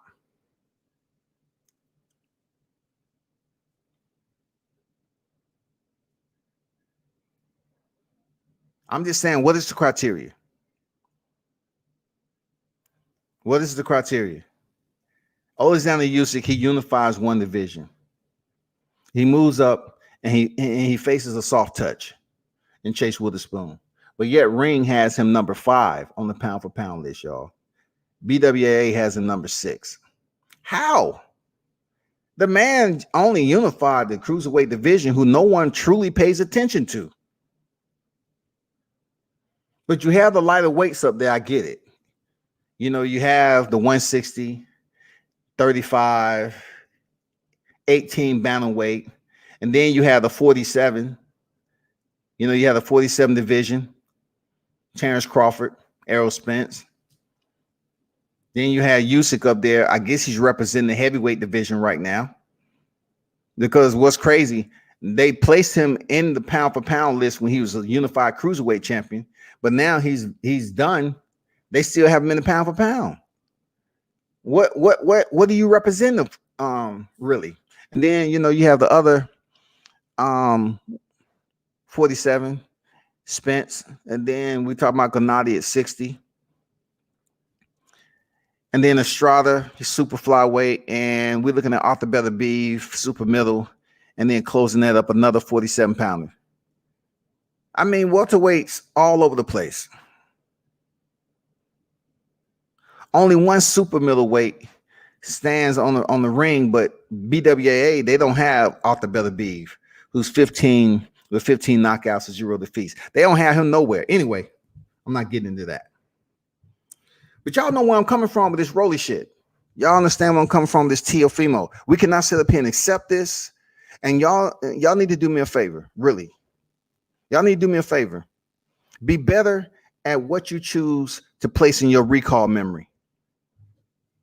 Because at the end of the day, when it comes down to having a boxing dialogue, it doesn't matter how loud you scream and everything else. I sit back and I listen and I hear, certain individuals repeat the same thing because that's what, if you say it enough, you're going to be able to regurgitate it. And to me, that's not saying like, okay, you know a lot about the sport. You know a lot about what you are regurgitating, what your recall memory is allowing you to express. And that's what the lane you want to stay into. But the sport of boxing in general, in my opinion, is knowing about various branches of the sport. And they're just too many. There's too many to call yourself the number one. And right now in this game of social media, you don't have to be number one. You know how you become something special with your listeners? They just have to find and they just have to know that there's a bit of what you're saying that they appreciate and they tune in and listen to you. Everything you say don't have to be right. They want some entertainment. They don't want to go to a channel. Oh, so and so's he's no. You can say you're number one all day, but really, there's no number one when it comes to anything in boxing, because the sport is so broad and open ended, and it's just so many freaking levels. Yeah, you can talk to a certain person and have success, but then there are other people out here that's unknown. You know, this social media, this boxing game and social media community on here is very, very small. Like you have a certain few of boxing media that come on a weekly basis and talk the sport of boxing. That doesn't mean they're number one. There's absolutely no number one. Just because you say number one doesn't make it number one. Just because you put fact on the end of an opinion doesn't make it fact. You know what I'm saying? Just because everything that you keep stapling to a particular statement doesn't make it what you want it to be. I'm just saying. Why Shields ain't on the list? Her resume is better than all three division champs, undisputed, and two-time gold medal. And Mark Pinkerton, what's good, man? What's up? What's up? Okay, good question, Hodges. All right. So, you know, when it comes down to Clarissa Shields, once again, it's a popularity contest. And we all know boxing is a male-dominated sport. There are professional women who compete in the sport of boxing. But when it boils down to elevating a female's name on the top pound-for-pound list, the people who are in charge of that sometimes look at it like, well, let me see. Can they beat so-and-so on the pound-for-pound list? Can she beat this guy? It's some people that sit behind the screen and say, well, you know, the way we look at the pound for pound list is who these particular fighters have been able to defeat. And first and foremost, they're men. And they look at the quality of competition that exceeds the women's boxing divisions. That's true. A female fighter may be upset about that, but it's not anything personal. It's something that's very true. So they look at the level of competition these individuals have fought, you know, their championships and everything else. A lot of people may say, yes, Clarissa Shields has definitely did more than anybody in 10 professional fights. She is a double gold medalist. She has pretty much mirrored and exceeded what Vasily Lomachenko has done. Absolutely. She has superseded that. Then you're going to come down to the people who say, you know what, let's peel the onion back just a little bit more and say, well, the quality of competition wasn't as good as Vasily Lomachenko's was. You know, her fights isn't as good. She only has 2 knockouts. They're going to start coming up with the cons on why she shouldn't be on the top pound for pound list, people. That's how the boxing is. Like, boxing is still a male dominated sport. You all need to understand how that process influences lists like the pound for pound, y'all. You dig? You have to understand that. Clarissa Shields has basically excelled in the sport of boxing early. Now I'm puzzled. Look, I was having a conversation with somebody one time about Clarissa, and I was like, you know, when it comes down to it, could Clarissa Shields, could she surpass Amanda Serrano? And where she's at right now is not going to be possible, because it's just not enough competition at the higher weight class. You know, she would have to drop down in weight to a lighter weight class and try to compete to win. Like, it would be good to see her drop down to 47. I know she has the Dakari coming up. The Dakari is like 17-0, 0 knockouts, but she has the Dakari coming up, and they're gonna, put everything on the line in the 54 division, I think, something like that. But it'd be good to see if she can drop down to 47. If she can drop down to junior welterweight, that's where she'll be able to pick up more divisions to her resume. But I don't know if she can do it and still be healthy. I don't know, because she fought at a much heavier weight in the Olympics. And I always say, when the name come up, I always put that out there.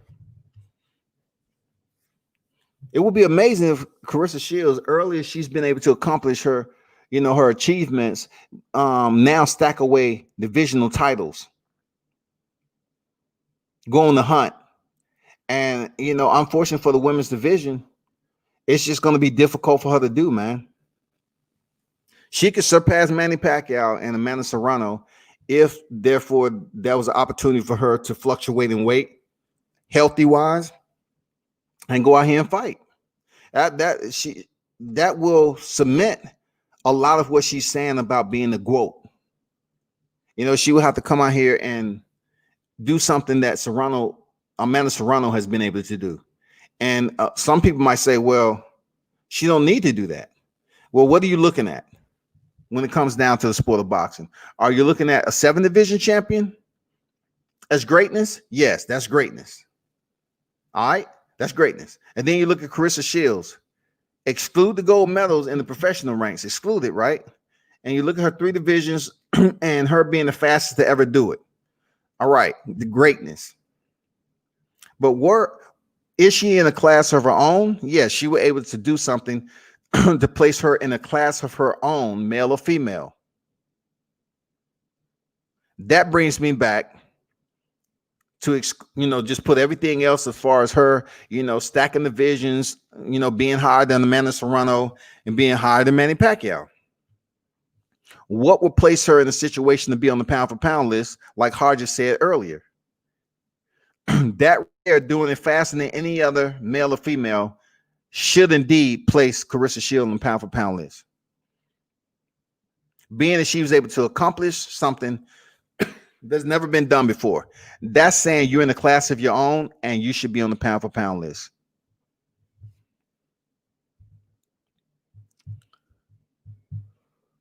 They do it to Bud. Undisputed, undefeated means nothing. Loma still got it.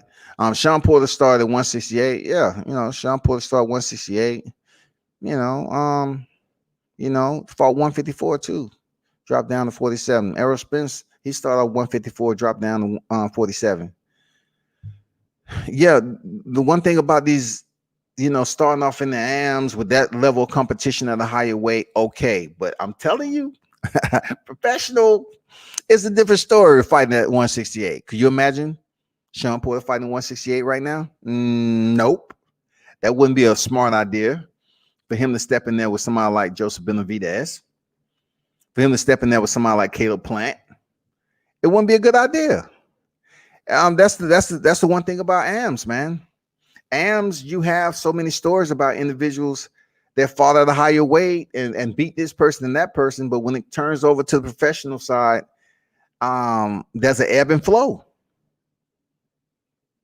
There's an ebb and flow on how their career excelled to the top.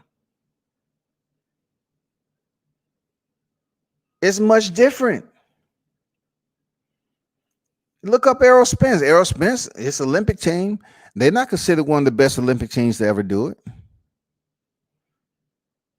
But Errol Spence has transitioned over to the professional ranks, and he's a unified champion. You know what I'm saying? Bud didn't have this stellar standout amateur career that everybody talks about, like they bring up Lomachenko. But he's been able to become and blossom into a 3-division champion. Lomachenko came here and attempted to do it in 2, got shut down, and then he stepped in there for a vacant title against Gary Russell, won that, And then he started on the mission to pick up some titles. The best division out of that, in my opinion, has been the 35-pound division. But his resume isn't something that's just over the top. When it comes down to it, man, and people just say, he's a neighboring fighter. We love high-tech Vasily Lomachenko. A lot of what this guy people latch on to because he's a neighboring fighter and his fighting style. But come on, man, he isn't a knockout artist. His resume, people always want to throw in Rigondeaux, and the same people. You're not going to get a pass with me on that because you have to further evaluate his entire resume. Any boxer. You just can't go to certain names and continue to remediate and reciprocate the same freaking names. No, you have to look at how they performed in fights outside of those popular names that seem to flow off your tongue. You have to know a little bit more about how this fighter moves, how his performances was, and everything else.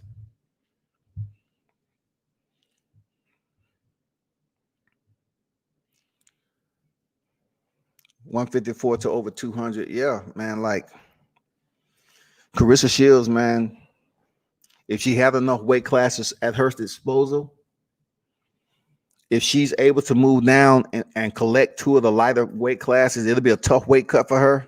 If she was to go down to 47 and then 40, oh my God.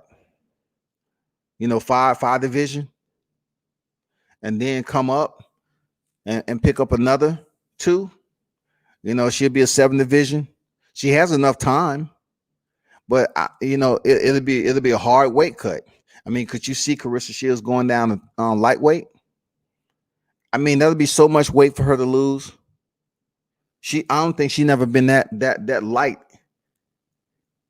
in her lifetime. Like, when she actually started to grow into a woman, I don't think she's been that light.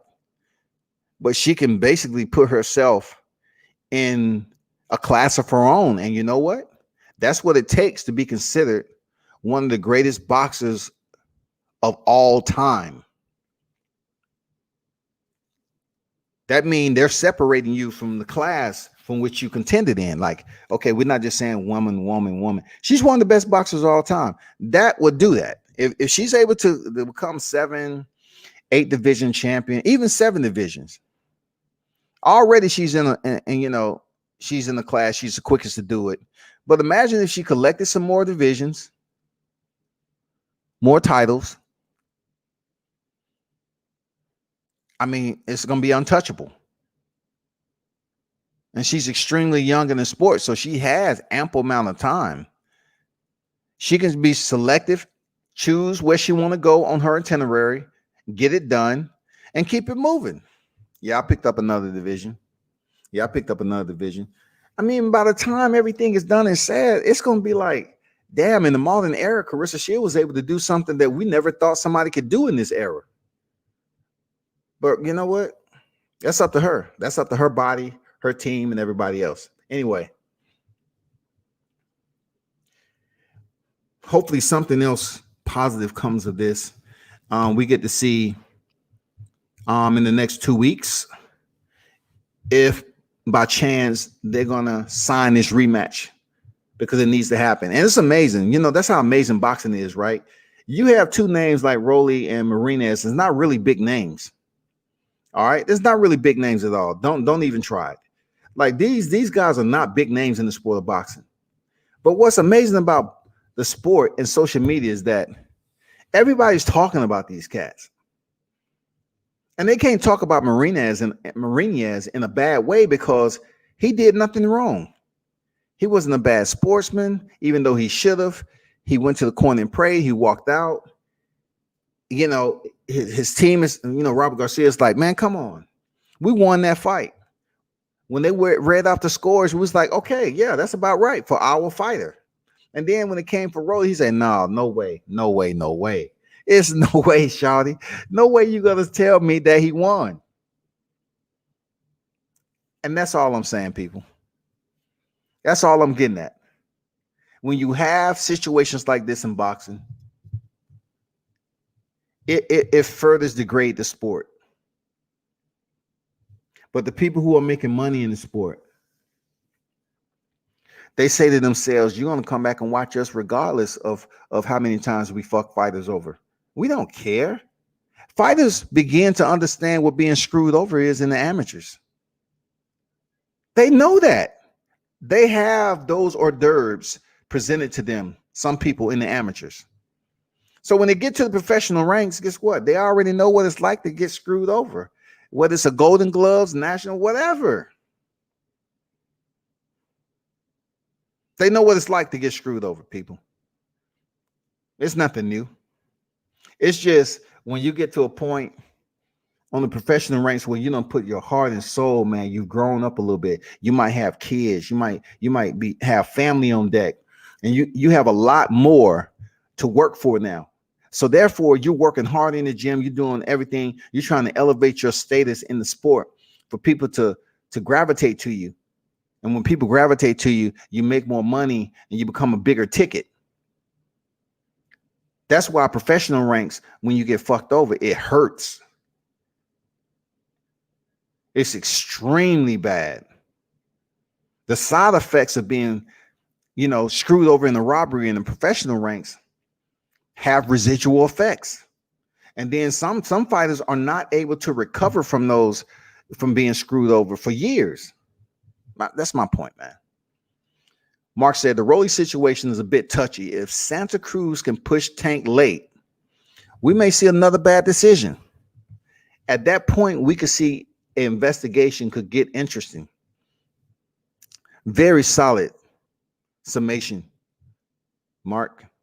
Very hypothetical scenario right there. Because if in fact, and what he just said about Santa Cruz pushing Tank late and see another bad decision, it is absolutely possible. It is absolutely possible. This might be the calm before the storm. I know Tank doesn't fight till later on, but this would be the calm before the storm, y'all. We could potentially see Leo Santa Cruz get screwed over. Leo Santa Cruz is not undefeated. I think he was defeated by Carl Frampton a ways back. But when it comes down to Tank Davis being in the stable of Floyd Mayweather and being the cash cow over there, yeah, you can say it's potentially another robbery coming. It's all depends on how the fight plays out. Just say Santa Cruz push him late, but during that fight, Tank is able to drop Santa Cruz or give the judges any type of weight to push on the side of Tank Davis. People are gonna look at it like, you know what, he knocked Santa Cruz down twice, man. The fight could have went either way. Whatever, they're not gonna do an investigation. That's real. Like, you think they're gonna basically spend money to investigate a situation that happened with Rolly Marinez? They're not gonna do it because it's not worth the time and effort. It was just for an interim title. Now, say for instance, it was for the unification in a heavier division, then it may be a little different. You know what I'm saying? In a heavier division, let's say, a lot of money on the line or whatever, and it's a blatant robbery, then we're looking at like welterweight division, heavyweight division,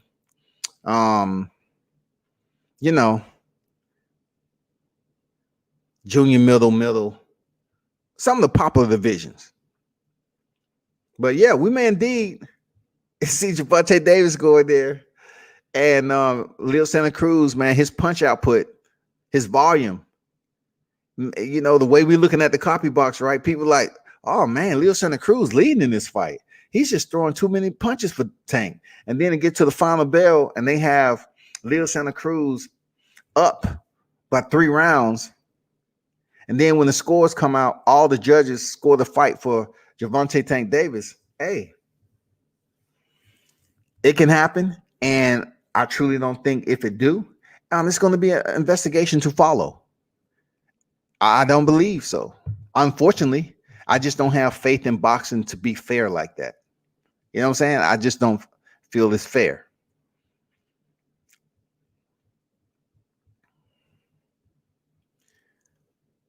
Yeah, you talking about Carissa Shields? Yeah, I know what division she's champs in. I'm talking about higher divisions or lower divisions than what she's already holding titles in.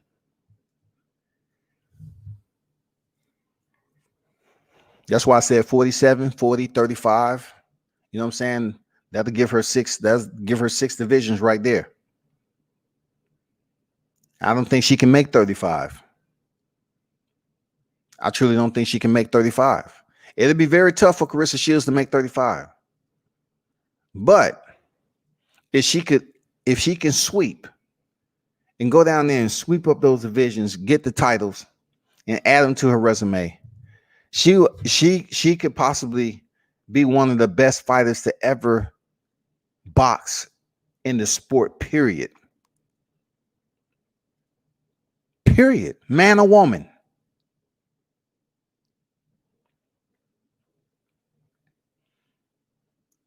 But that's a tough task to ask, man.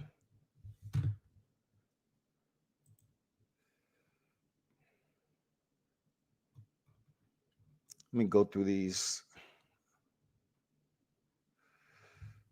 Let me see. Y'all hold on for a second.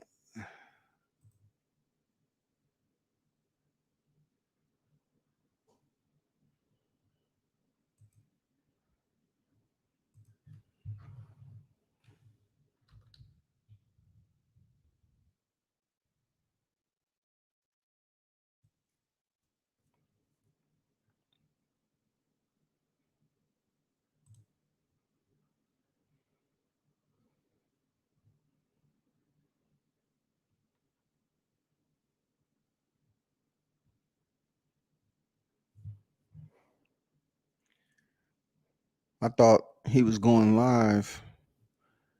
I know they're on a different time zone, so I'm not sure. But anyway, I have to get back.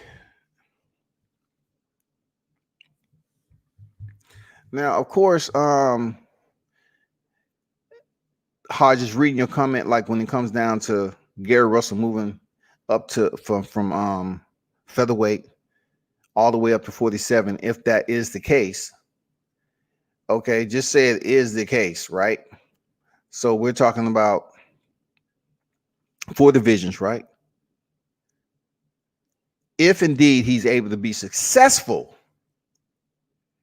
in what he was able to accomplish, then there's no talk. There's no need to criticize the man. He can get criticized all he wants for the effort, for even suggesting such. You know what I'm saying? He can get criticized all he wants. It happens in life. People say, oh man, you fucking out your mind. You stupid. But Gary knows what Gary wants to do. If he truly understands and knows that, okay, he's going to be the smaller fighter, but yet his boxing prowess is going to exceed that of Terrence Crawford, only he knows that. He has to go in there and implement a game plan to make it through that welterweight bout. If he's successful, oh my God, he changes the game. Russell would change the game in this modern era. For him to skip 30, 35, 40, 47 and compete for a championship, y'all, against pound for pound best. That is crazy. That is absolute crazy, man. If Russell was able to pull this out, I'm still waiting for them to get back in touch with me. I have mad respect for the Russell clan, man.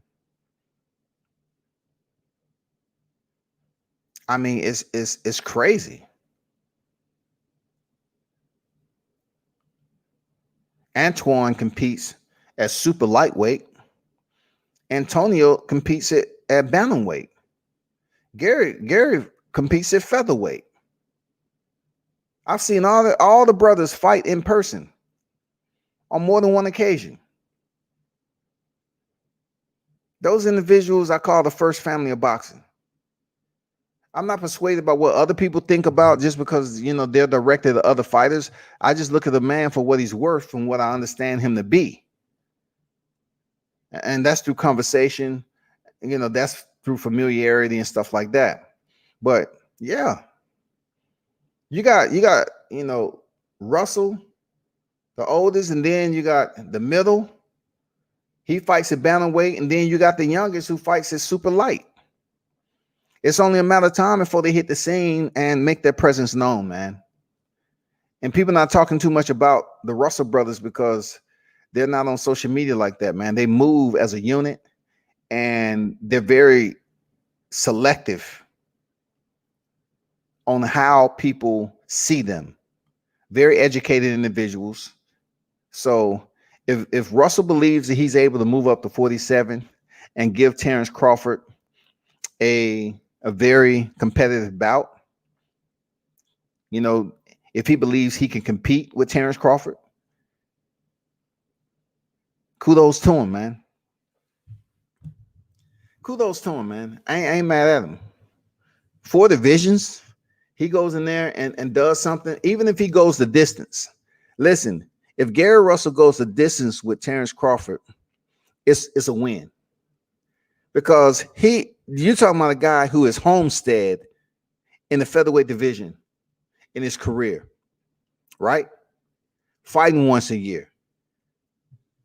So if he goes up here and goes the distance with Terrence Crawford, who is 4 divisions higher than his primary weight class, man, I'm telling you, it's only gonna, there's one of those things where a boxer knows what a boxer wants sometimes. They understand who they are as a boxer, and if they choose to make a leap, and to some may say, oh man, that's a foolish challenge you're doing. Why are you doing that? You don't do that shit. You take your time. You be methodical. You be patient. It just goes to show you that, boxing doesn't have a template, and everybody don't move the same. Everybody don't move the same. You can check out the process for which Sugar Ray Leonard did, coming off fighting Hagler at a higher weight. And then, even how he was able to go up there and fight a catch weight with Donnie Lamont. I mean, you just got to look at how certain people understand what they possess skill-wise and how they choose to roll up and accept that challenge.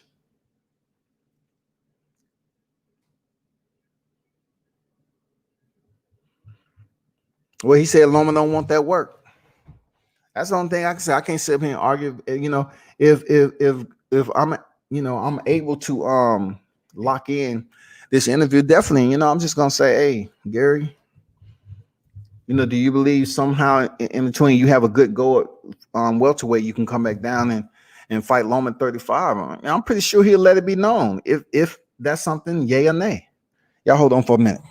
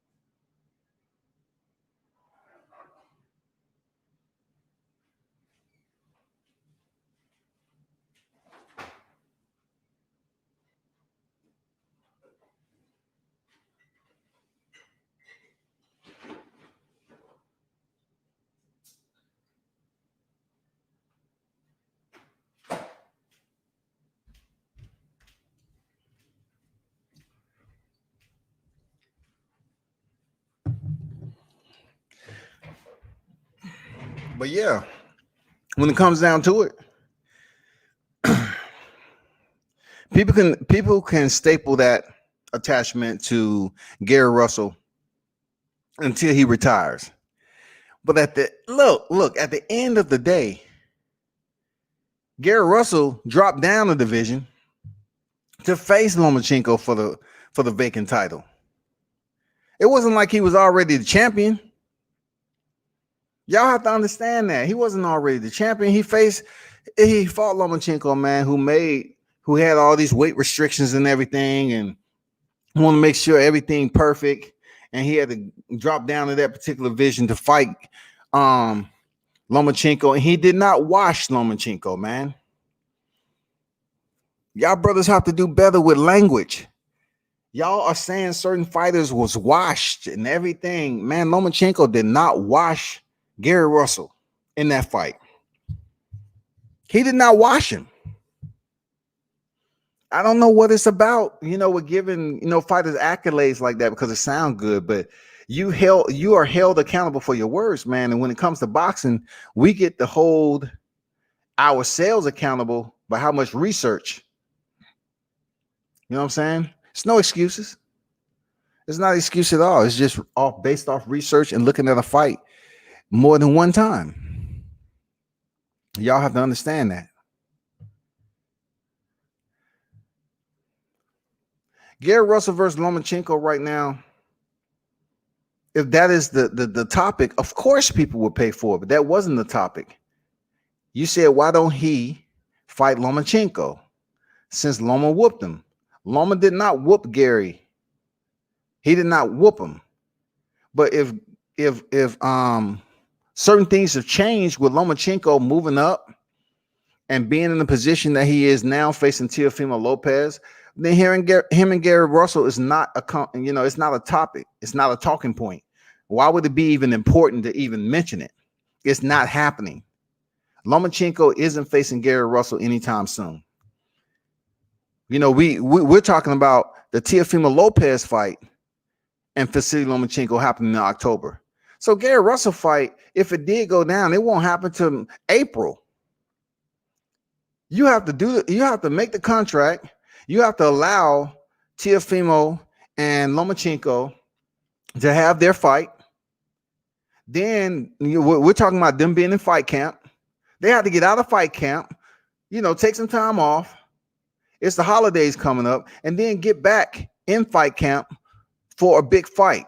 You have to give Gary Russell. If Gary Russell is in negotiations with Al Haymon to face Terrence Crawford, that means he has to be up in weight a little bit.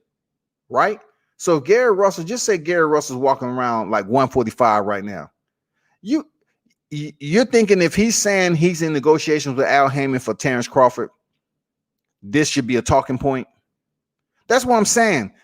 I'm just giving y'all the benefit of the doubt. So when you say I'm making excuses, man, do better. Do better with yourself, Hodges. Because I look at the whole landscape. What is the point if both fighters have other opposition lined up for them?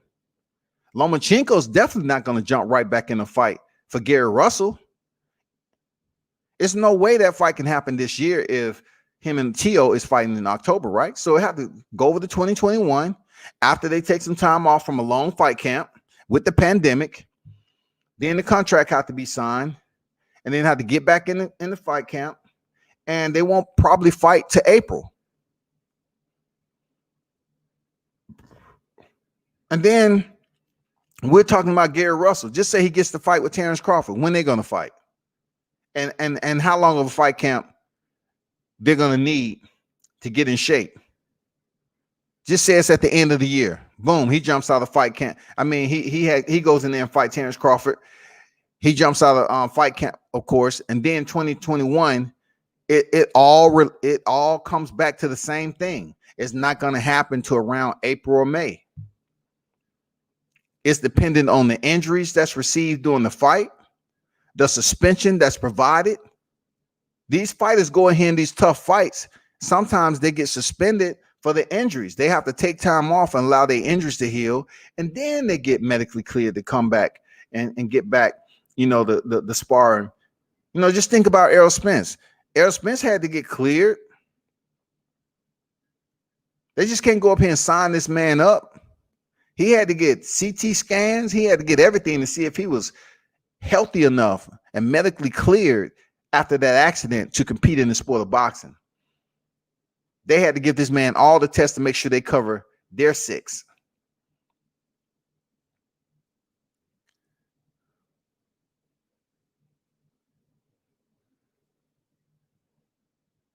Hodges, look at what you're saying. Why would I fight Bud before Loma? Loma already has a fight that is locked in, and contractually, you already have fighters who have agreed on the purse. They're fighting in October. So Gary Russell's only fought once this year.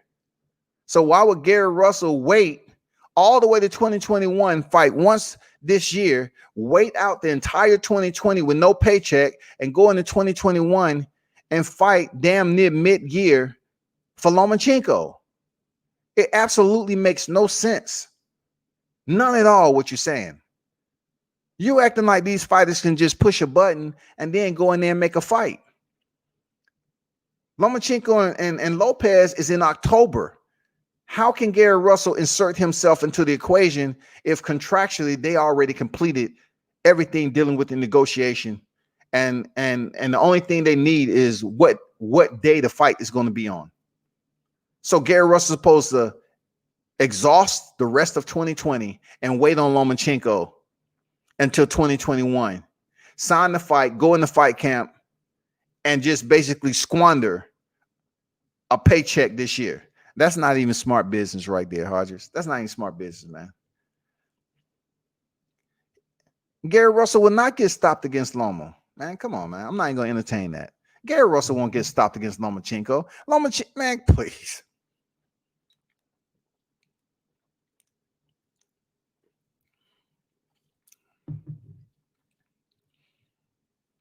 I don't know what to change. You're talking about Hodges, you're talking about a person say, I always go for the black fighter.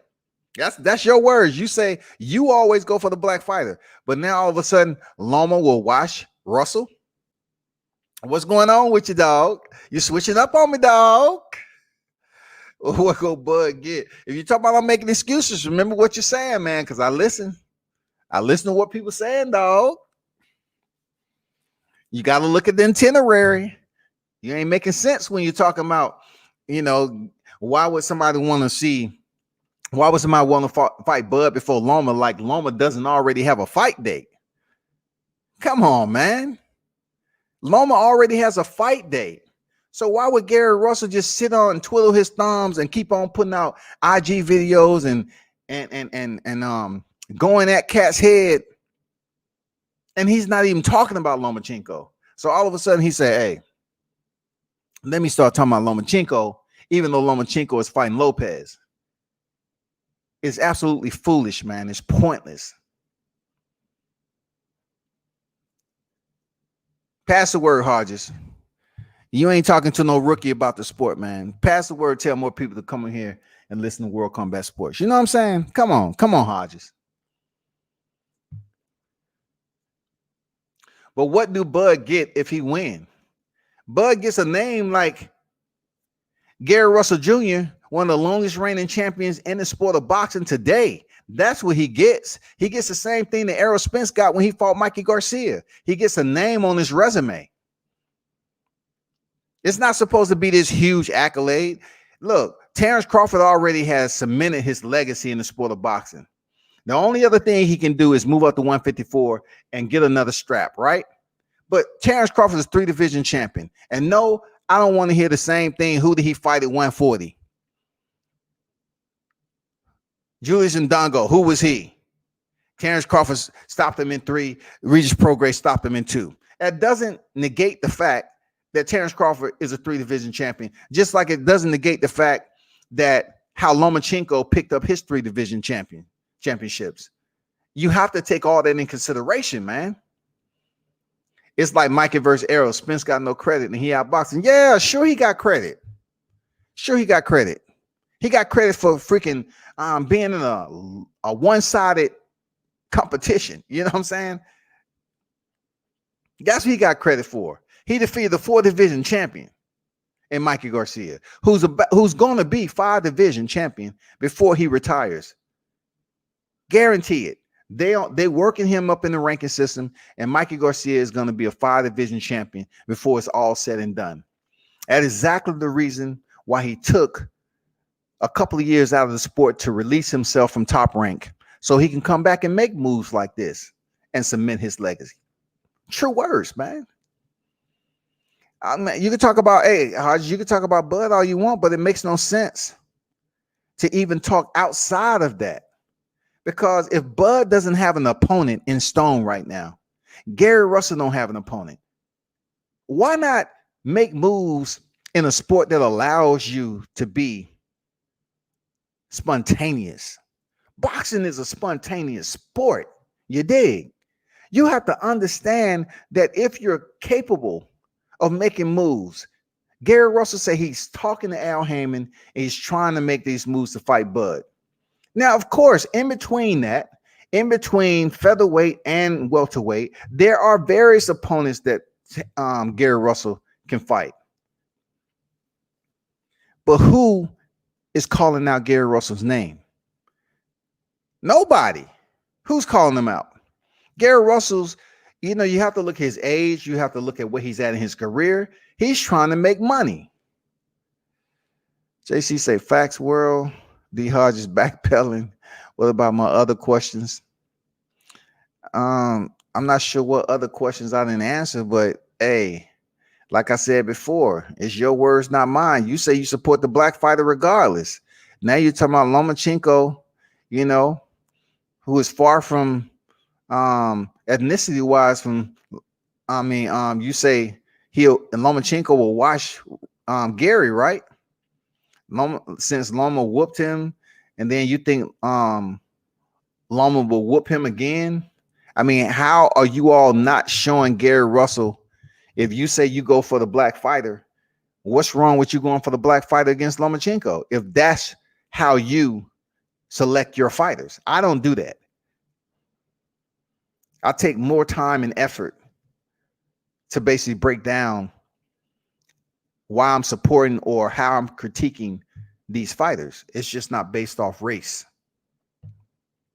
And though it's a lot of that goes on, that's not something I need to talk about. But I'm using your words and I'm regurgitating, and I want you to understand what your words are. So if Russell is the black fighter, well, all of a sudden you want him to fight Loma because you think Loma would knock him out. It's senseless. That doesn't make any sense at all, man.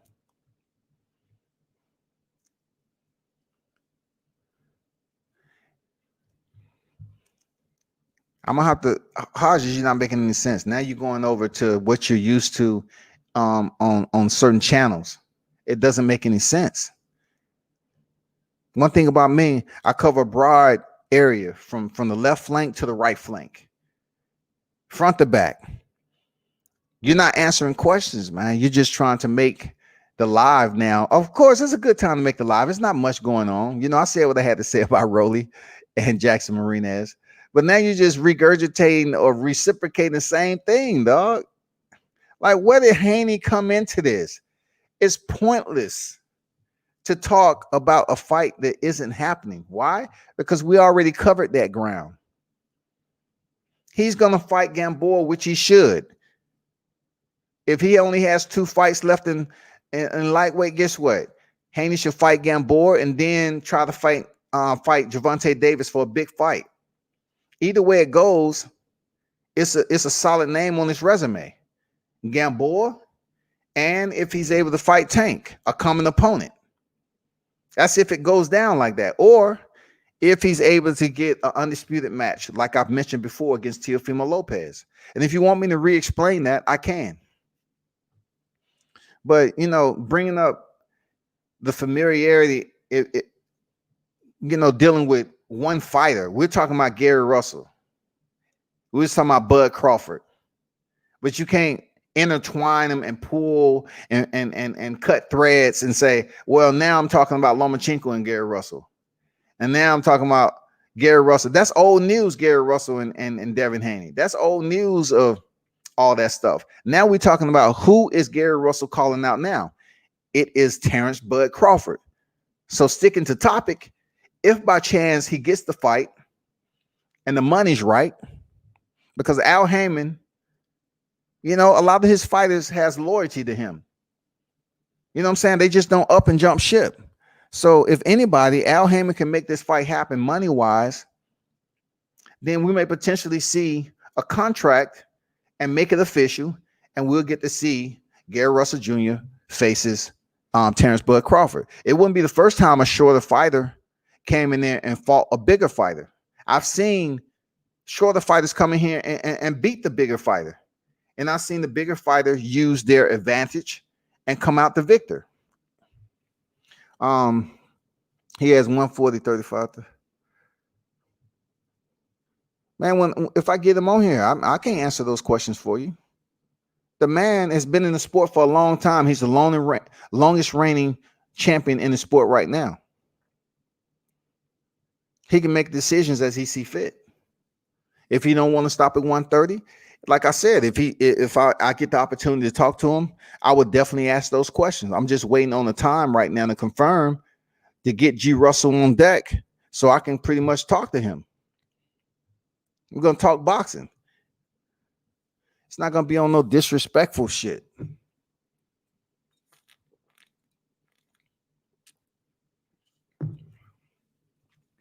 JC said, come on, Hodges, all over the place, side to side, waste of energy talking about fights that never going to happen.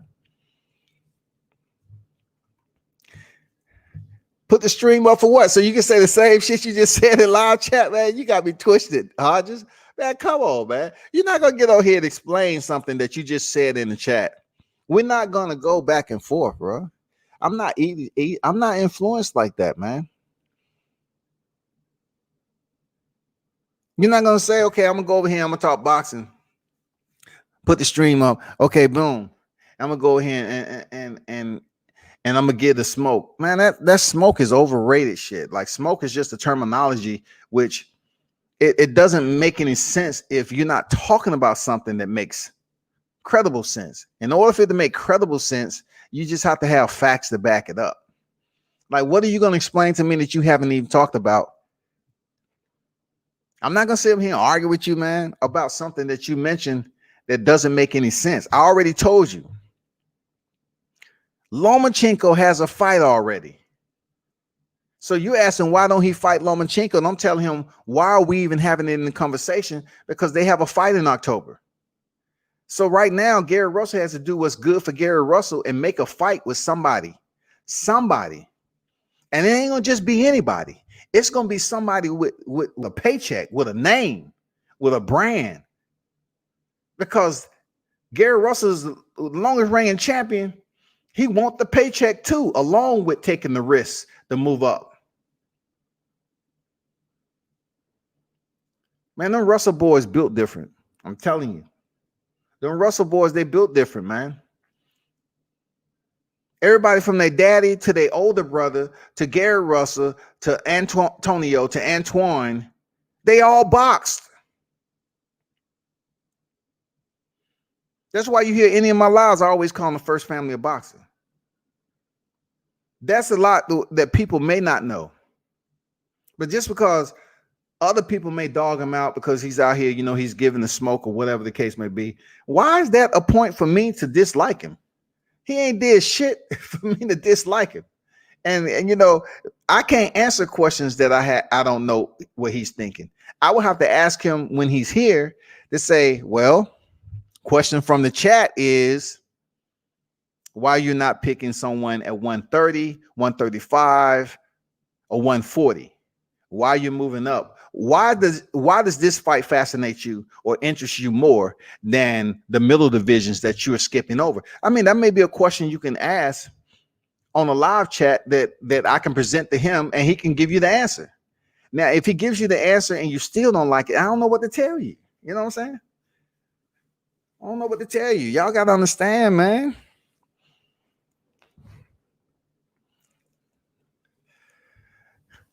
I don't have no problem with putting the stream up talking, you know, talking that boxing.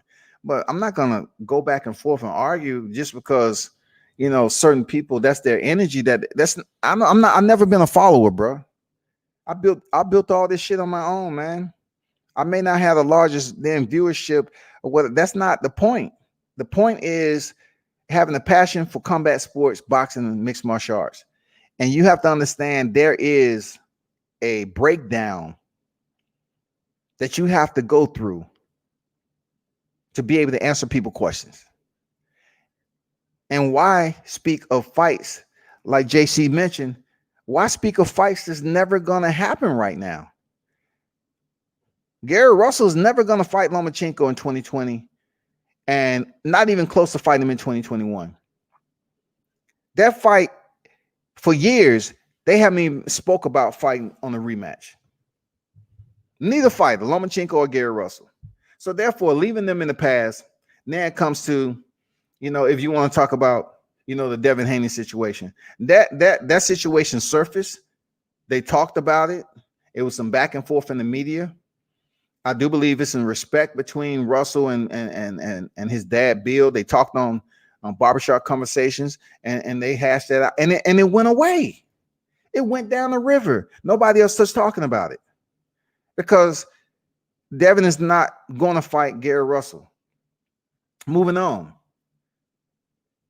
So Gervonta has a big fight with Leo Santa Cruz. Out of the question. No need to talk about it. Who else? Teo. Take him out of the equation. He's fighting for the unified titles. Who's next for Gary Russell? He don't want anybody at 130, so skip over that. Skip over 35. We already covered it. Let's go to 40. It's no big names at 40 for Gary Russell to step up to and get the paycheck that he's looking for. Skip it. Go to freaking Bud Crawford. Okay, it's a little bit of history there. It's a little bit of history. It's an open fire right now. Yeah, it's 4 divisions up, but the paycheck may be good enough for Gary Russell to take that risk and go up there and prove a point. Let me tell you about both of them cats. Gary Russell and Terrence Crawford, man, are both legit dogs in the fight. You can take divisions all you want. Terrence Crawford, I done seen the dude. I done seen him several occasions with Terrence Crawford is a dog. It don't matter what Gary Russell say to him. I'm telling you, Terrence Crawford is a dog. Gary Russell is a dog. Both of them dudes are not the kind of cats that you freaking play around in person and talk that shit online, and then when they see you in person, you still think the conversation is going to go the same way. It's not going to happen, man. I'm telling you it ain't.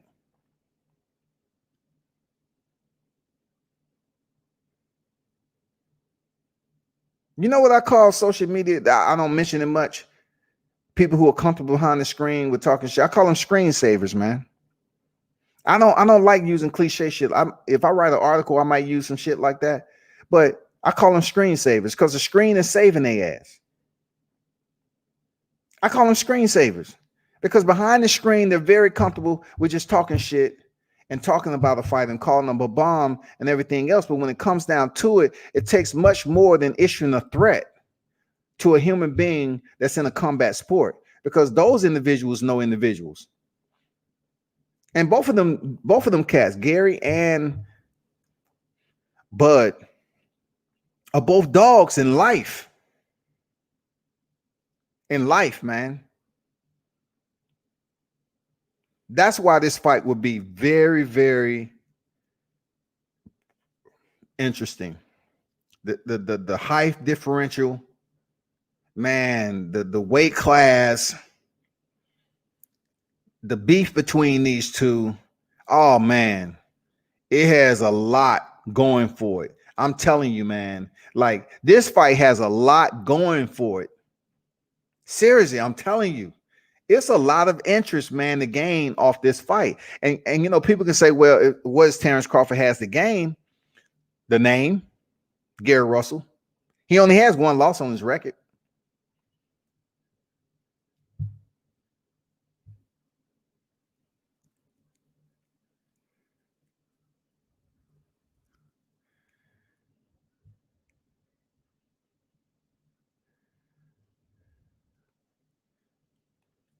Oh, I wasn't saying you're gonna argue Hodges. I'm not sure why you bringing up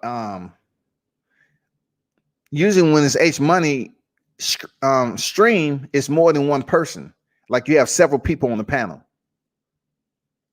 But if you're gonna jump on here and there's nobody else on the panel, I was just telling you I'm not going to play tennis with you, verbal tennis, and go back and forth about fights. It's not going to happen.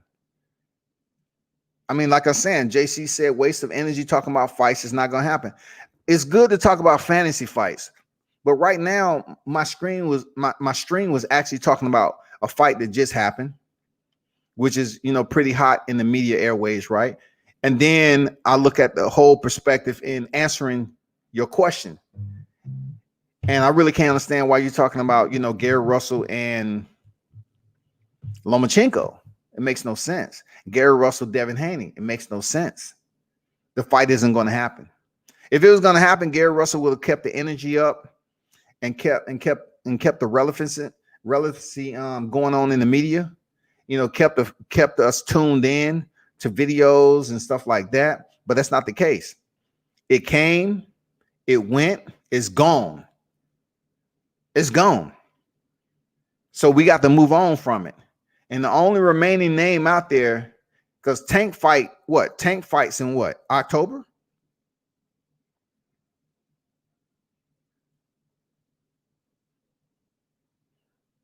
He's not going to be in fight camp for no freaking Gary Russell. He has Leo Santa Cruz at 130, so he's cutting weight. That's out of the question. Like I said before, Bud is the only name out there that he can latch on to that he has a history with. So when you look at the stars lining up for people to tune in for this fight, it's there. The interest is there, man. Terrence Crawford, it's there. All of that shit. Russell say, listen, shawty, I'm not all about getting online talking like this, shawty, but hey, check it out, shawty. You know where I'm at, shawty. You can hit me up.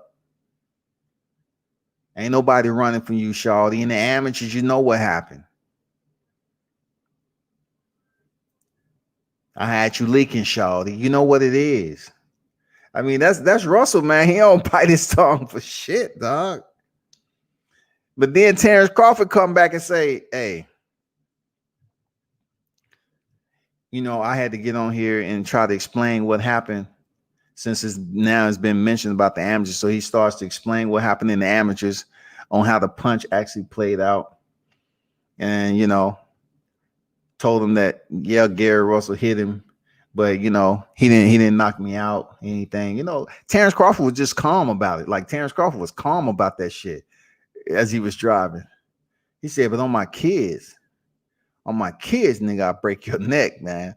Terrence Crawford came back with the fire. Boxing, when it comes to bravado and trash talking, man, that shit is always an ingredient to make it that much tantalizing for the fight fans. That's boxing, man. It has to have trash talk. Camacho. Man, come on already, man. Muhammad Ali, one of the best trash talkers ever to do it. Prince Asim Hamed.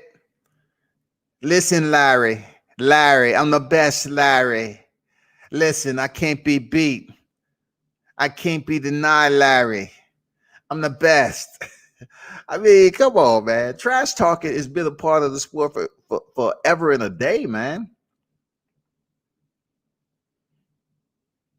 But when it comes to this fight, I think the best matchup out there for Gary Russell on the backside of his career is to get the big money fight, since he's basically moving up several divisions and make it worth his while.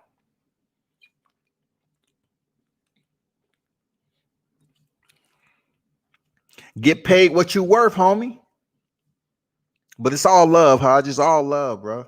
It's just if I know potentially, man, you know what? You know what, Hodges? I'm gonna do you a favor, big dog. You know what? I just want to hear what you got to say, because I got a little bit more time left. I just want to hear what you got to say. And don't get on here, man. I'm telling you, pre-warning. If you get on here talking about something that you already said in chat that don't make sense, bro. There go the stream right there. Bow. Bow. Ain't nothing but a thing, shawty.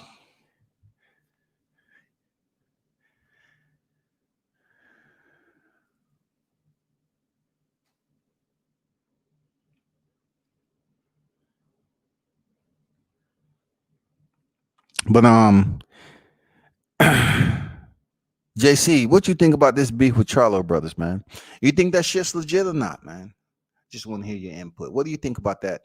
That Charlo, male Charlo going to brother Maul Charlo, about whatever problems that they have between one another, the beef that they currently got and everything. So I want to hear what your input. Anybody that's in the live chat, man, let me know what's popping. Do you think that Charlo beef is genuine, or it's just to build up their fight next month? See, I look in things like that.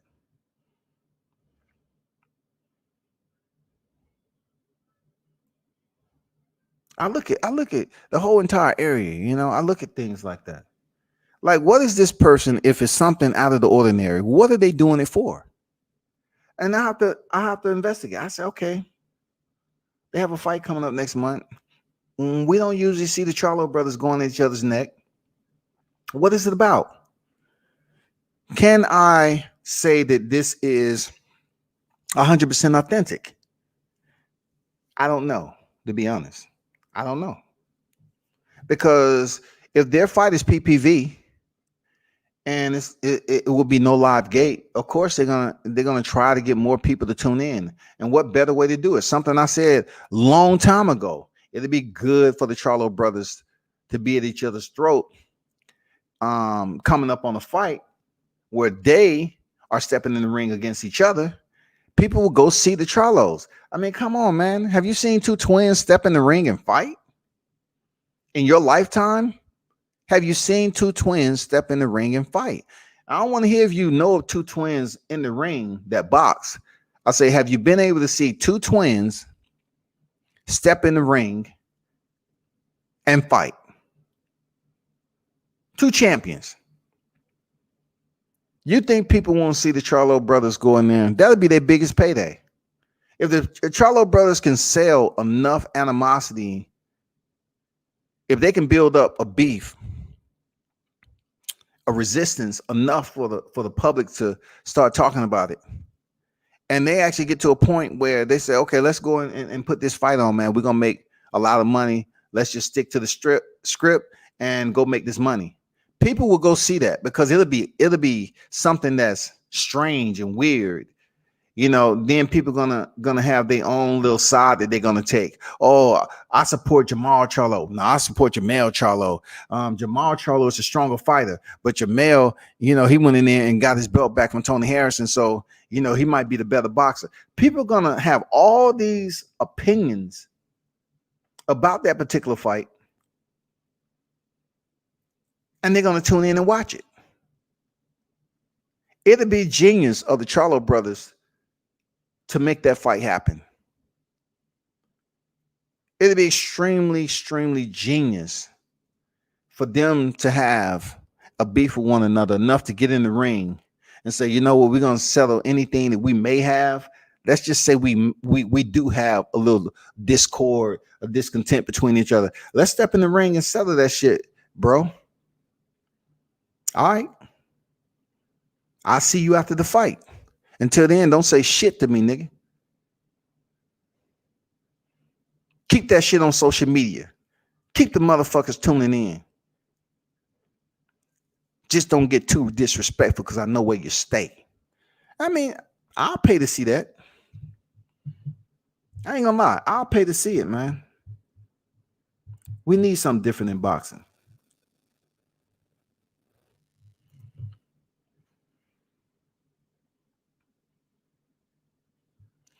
Man, it comes a point in time where they're talking about promising mom. I don't even mention stuff like that because, look, this is another thing how I'm saying as far as just understanding the depth of answering somebody's question. So, Hodges, I'll tell you like this. If they promise their mom they'll never fight, why they online calling each other faggot, bitch, and all that shit? So I promised my mom that, I won't step in the ring and fight one another, but yet I go online and disrespect one another on social media.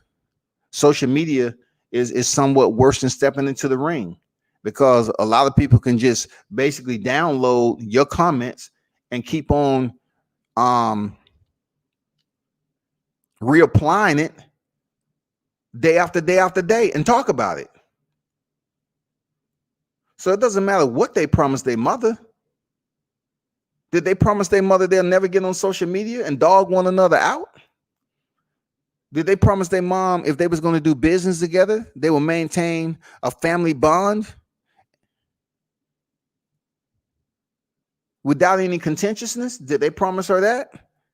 Because damn, the last time I checked, you call another man a faggot, that shit is a little bit personal. And Mayor Charlo called Maul a faggot, a bitch, all that. So you explain to me.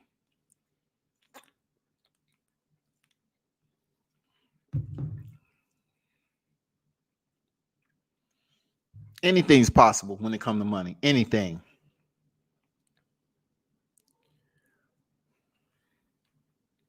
Anything's possible. Let's let it be known. Anything possible. You in the chat, make sure you hit the like button, man. Anything's possible, people. Appreciate everybody who stopped through. You know what it is. If you're a familiar face, man, appreciate you returning. JC, D Hodges, kind of Local Sports. Make sure you check out his channel, Coco the Dumb Boxing channel. Check him out. Subscribe to both of those. Who's the other cat? Mark. He stopped through. Salute. And everybody else on the outside looking in, man, that didn't leave a comment. Man, you always welcome in the live chat. World Combat Sports, boxing, and mixed martial arts. The shit ain't gonna never change. Look, I always tell people, if I wasn't just covering sport of boxing, it'll be crucial. But I can't. I can't just neglect MMA. You know what I'm saying? I gotta cover mixed martial arts, man. The Muddy Flats. This was catchweight episode 729. And remember, catchweight is all about boxing. Muddy Flats is mixed martial arts because it gets so dirty. But until then, I may, in fact, be back on a little bit later. I'm waiting for a particular interview confirmation. And then we will see what's popping, you all. Let me see what's up. He said that's why I like the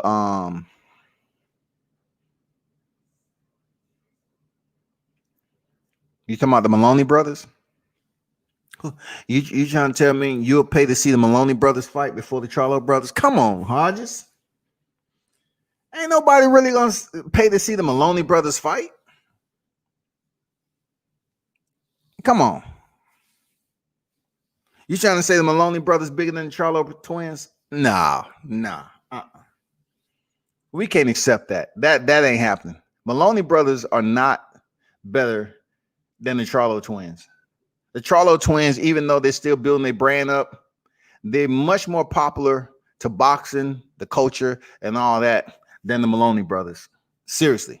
And you all know where the Maloney brothers reside, right? So that'll tell you right there. Are they gonna fight in their home, their home footprint? Or are they gonna come over here to the US? If they come in here to the US, they're in trouble. Nobody's gonna pay for that fight. But if the Charlo brothers somehow, some way, say they're gonna fight, their mom ain't gonna have nothing to do with that. Because guess what? Mommy is gonna benefit from the money. Money. My mama, she will definitely benefit from this bag I'm about to get. Oh, yeah. Mama, I told you I would never make a fight, but Ma Charlo, he just started getting on my nerves, mama. So I had to sign a line and split the ropes. It's about that time. But don't you worry, when it's all said and done, you will get yours and I'm gonna have mine. Mom is not gonna be worried about her sons fighting, because when they deliver that check, when they drop that check, when they drop that check, Mama Charlo gonna be like, "Thank you, babe. Thank you, baby." Nah, no problem, Mama. You know what it is. We always support you. We got love for you. That ain't gonna never change. I told y'all not to fight. You know what it is. You like the check or not? If not, give it back. Nah, I'm good. I'm good. Mom ain't gonna complain about that check, man. She gonna get that check, shouty. Stop playing.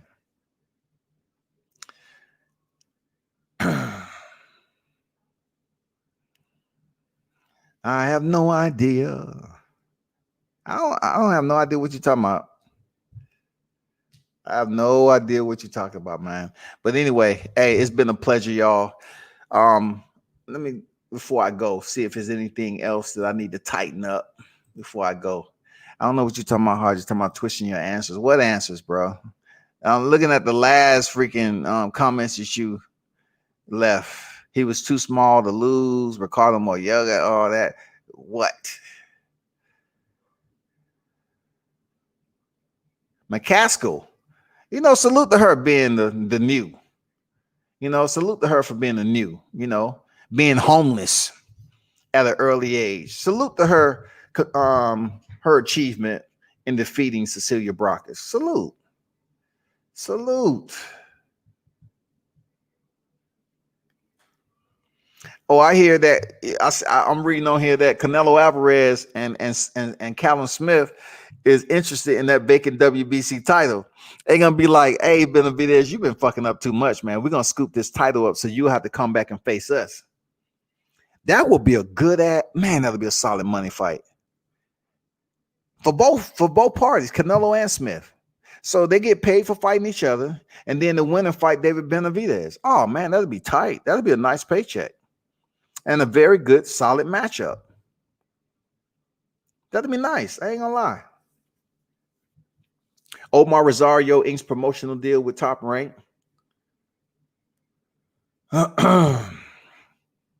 Here go Eddie Hearns again.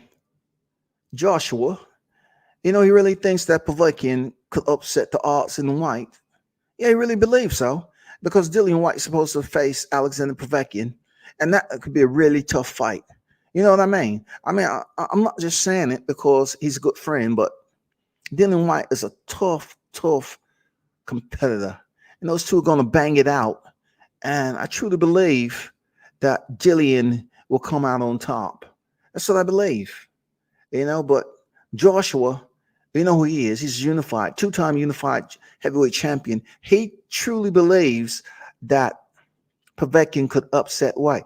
And you know, every time this comes about, right, Joshua always speaks bad about the fighter he doesn't like. He's been in the ring with Povetkin and he stopped the man.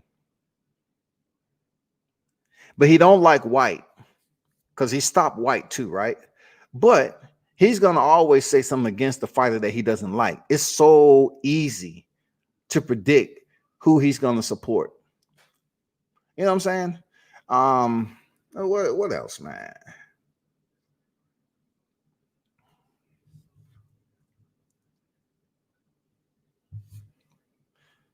Franco said, I'm the regular champ. Chocolito's a super champ. Why not make the fight? Okay, whatever. King Mitch in the building. Salute to you, man. What's good? What's good? Salute. Yeah, shout out to Jessica McCaskill for real. Cecilia didn't look good. You know, hey, when you're stepping in there with young lions, man, it's on the come up. Anything can happen. And it was her night to shine, and she did. I'm happy for her, even though a lot of people are not talking about it. But it was a big deal to go into a fight with considerably one of the best women boxers out here and pick up all those titles at one time. That's the beautiful part of the sport. That's the beautiful part, you know, when it all works out. Now she's not just a champion, undisputed. Man, come on already. I mean, who does it? Look, that's the same thing I was saying when it came up to break down a potential scenario with Teofimo Lopez. Because if you look at the whole scenario, he defeats Lomachenko. He's a franchise champion with the option of facing Devin Haney or not. And I've repeated this before. So Teofimo Lopez has the option to step over and face Devin Haney if he chooses to. But listen, it doesn't change anything except the O on his record if he loses. He's still going to be considered the undisputed lightweight champion. So therefore, he provides Devin Haney the opportunity to do what McCaskill did. Fight for all the belts at once. Haney being the super champion, fight Teofimo Lopez for all the marbles. Devin Haney wins, he remains undefeated, and he has all the super titles. He will not pick up the franchise belt because you cannot do that. You know, whoever's the franchise champion, they can't lose it. So therefore, it'll be a win-win situation for Lomachenko and Devin Haney. It depends on who comes out on top. If Teofimo Lopez defeat Lomachenko, undisputed. Devin Haney goes in and fight Teofimo, both big. I mean, it's a big money fight. He defeats them, Lopez, he becomes undisputed because he has the WBC super. And he has a big name on his resume. That would be an incredible scenario.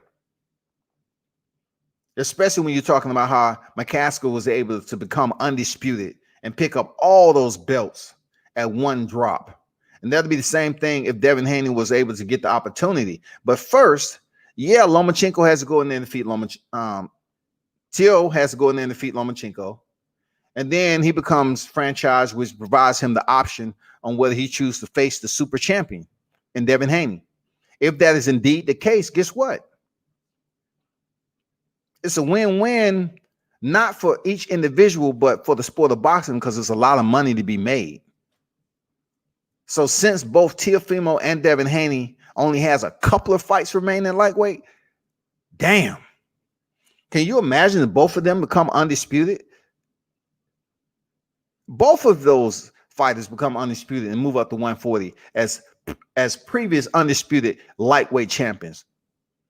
Then the conversation would be like, well, Devin will say, I'm the true undisputed champion because I had all the super titles. Then Teo would be like, it doesn't matter. There's nothing I can do.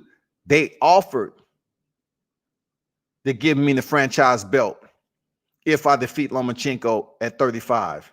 So if I'm undisputed, I'm undisputed. That's going to be the dilemma. That's going to be the argument. Either way it goes, it looks good on their record. So anyway, if they're able to unify and become undisputed at 35, move up to 140, it's a good situation. Cecilia looked more rounded than I've seen her. It's called age, my brother. Age. Miss Casco handler Rick was on the Boxing Voice saying some BS. Yeah, man. Hey, check this out, Mitch. You know how boxing goes, man. Like when you jump on these media platforms, and shout out to the TBV.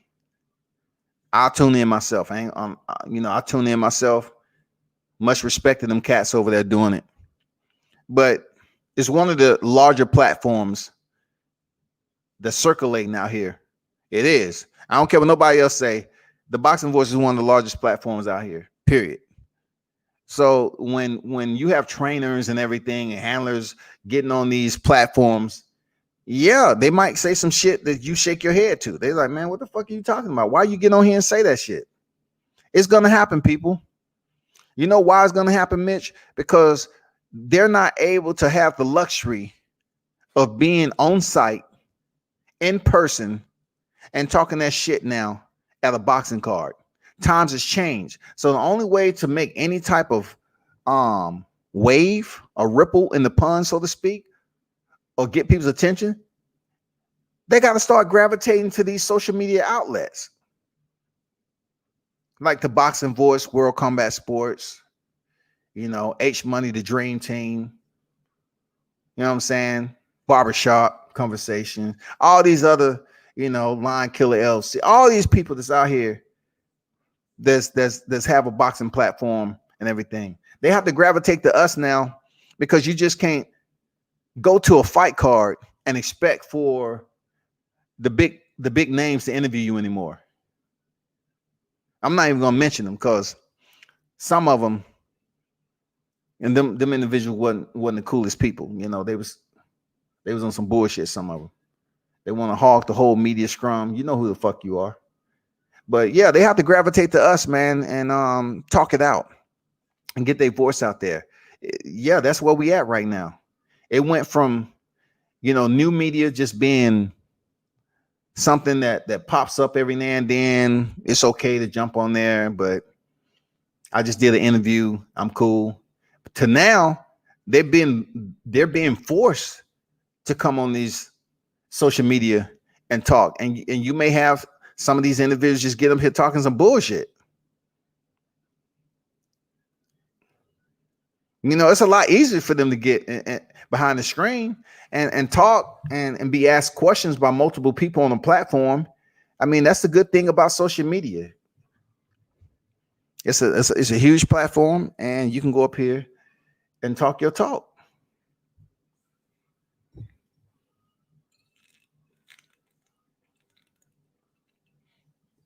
That's real.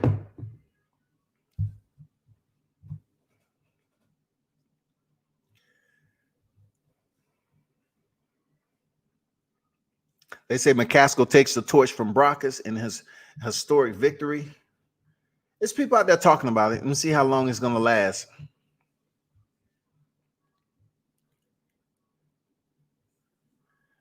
I know some of y'all waiting for the zone to come back through.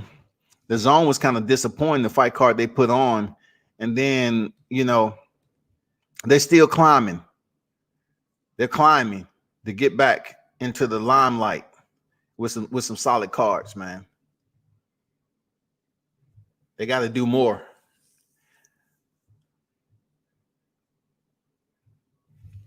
Okay, let me read off, and this is going to be it for me. I want to read out an article that's out here on what my initial topic was.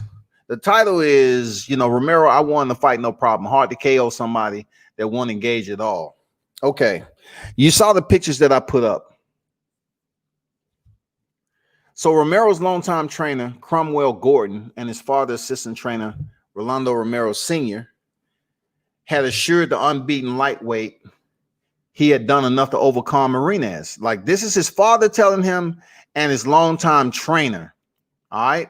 They're the ones who told him that he was winning. That makes it even more disturbing.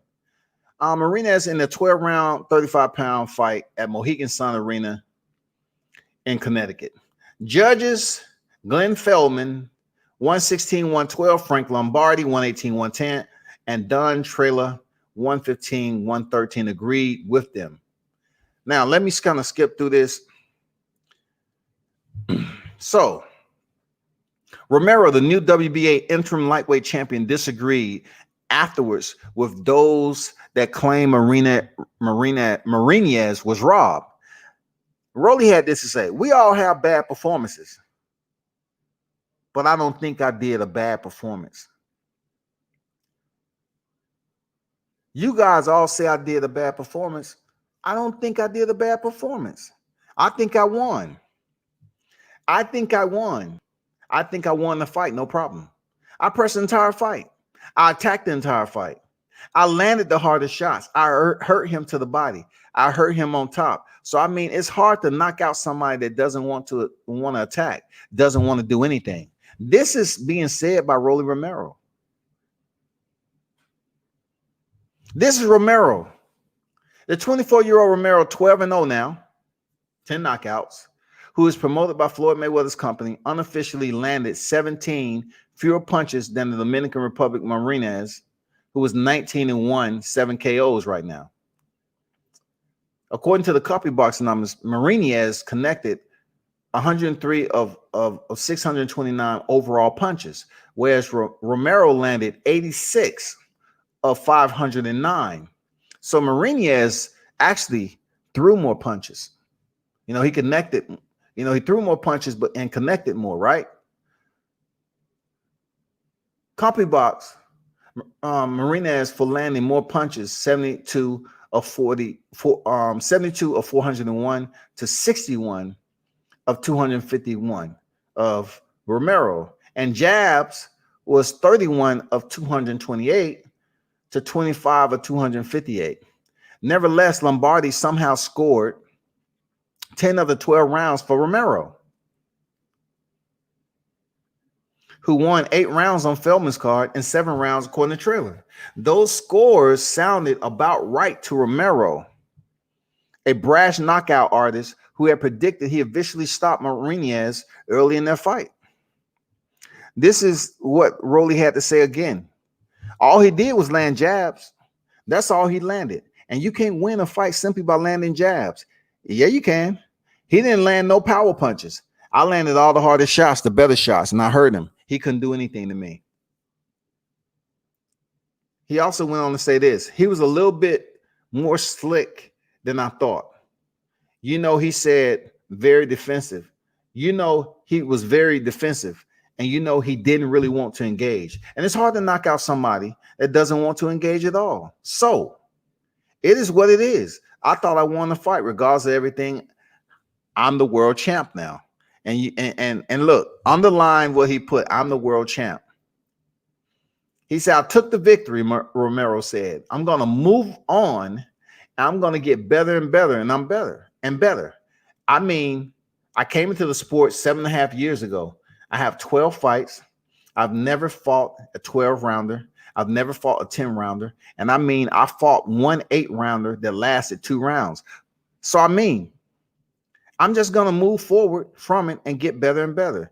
This is my first real camp to fight for 12 rounds. This is my first real camp actually stepping up, and I'm happy. Regardless of everything, I won my belt. I'm happy. So listen, that's your boy Romero. That's pretty much, you know, telling you that Marinez could never win the fight just from throwing jabs, which that's totally untrue. Marinez, he won some nice right hands too. He landed some power shots also. Just because you call yourself a knockout artist, you can't just sit up here and say you landed the hardest shots because you went in there saying that you was going to give him the walk down of death. You know what I'm saying? You just didn't give him the walk down of death because he never allowed you in his company like that. He never allowed you to stay too long. He had better mobility. He moved around. He cut angles better. His timing was on point, and there's nothing you can say about it, Rolly. Nothing. If you're going to get better and better and better, cool. 3 times over. Get better and better and better. All right, we're looking for it. But what you should do is sign that contract for a rematch and, you know, talk with Pops and your long time trainer and y'all step back in the square. That's all I can tell you. You know what I'm saying? I mean, that's it.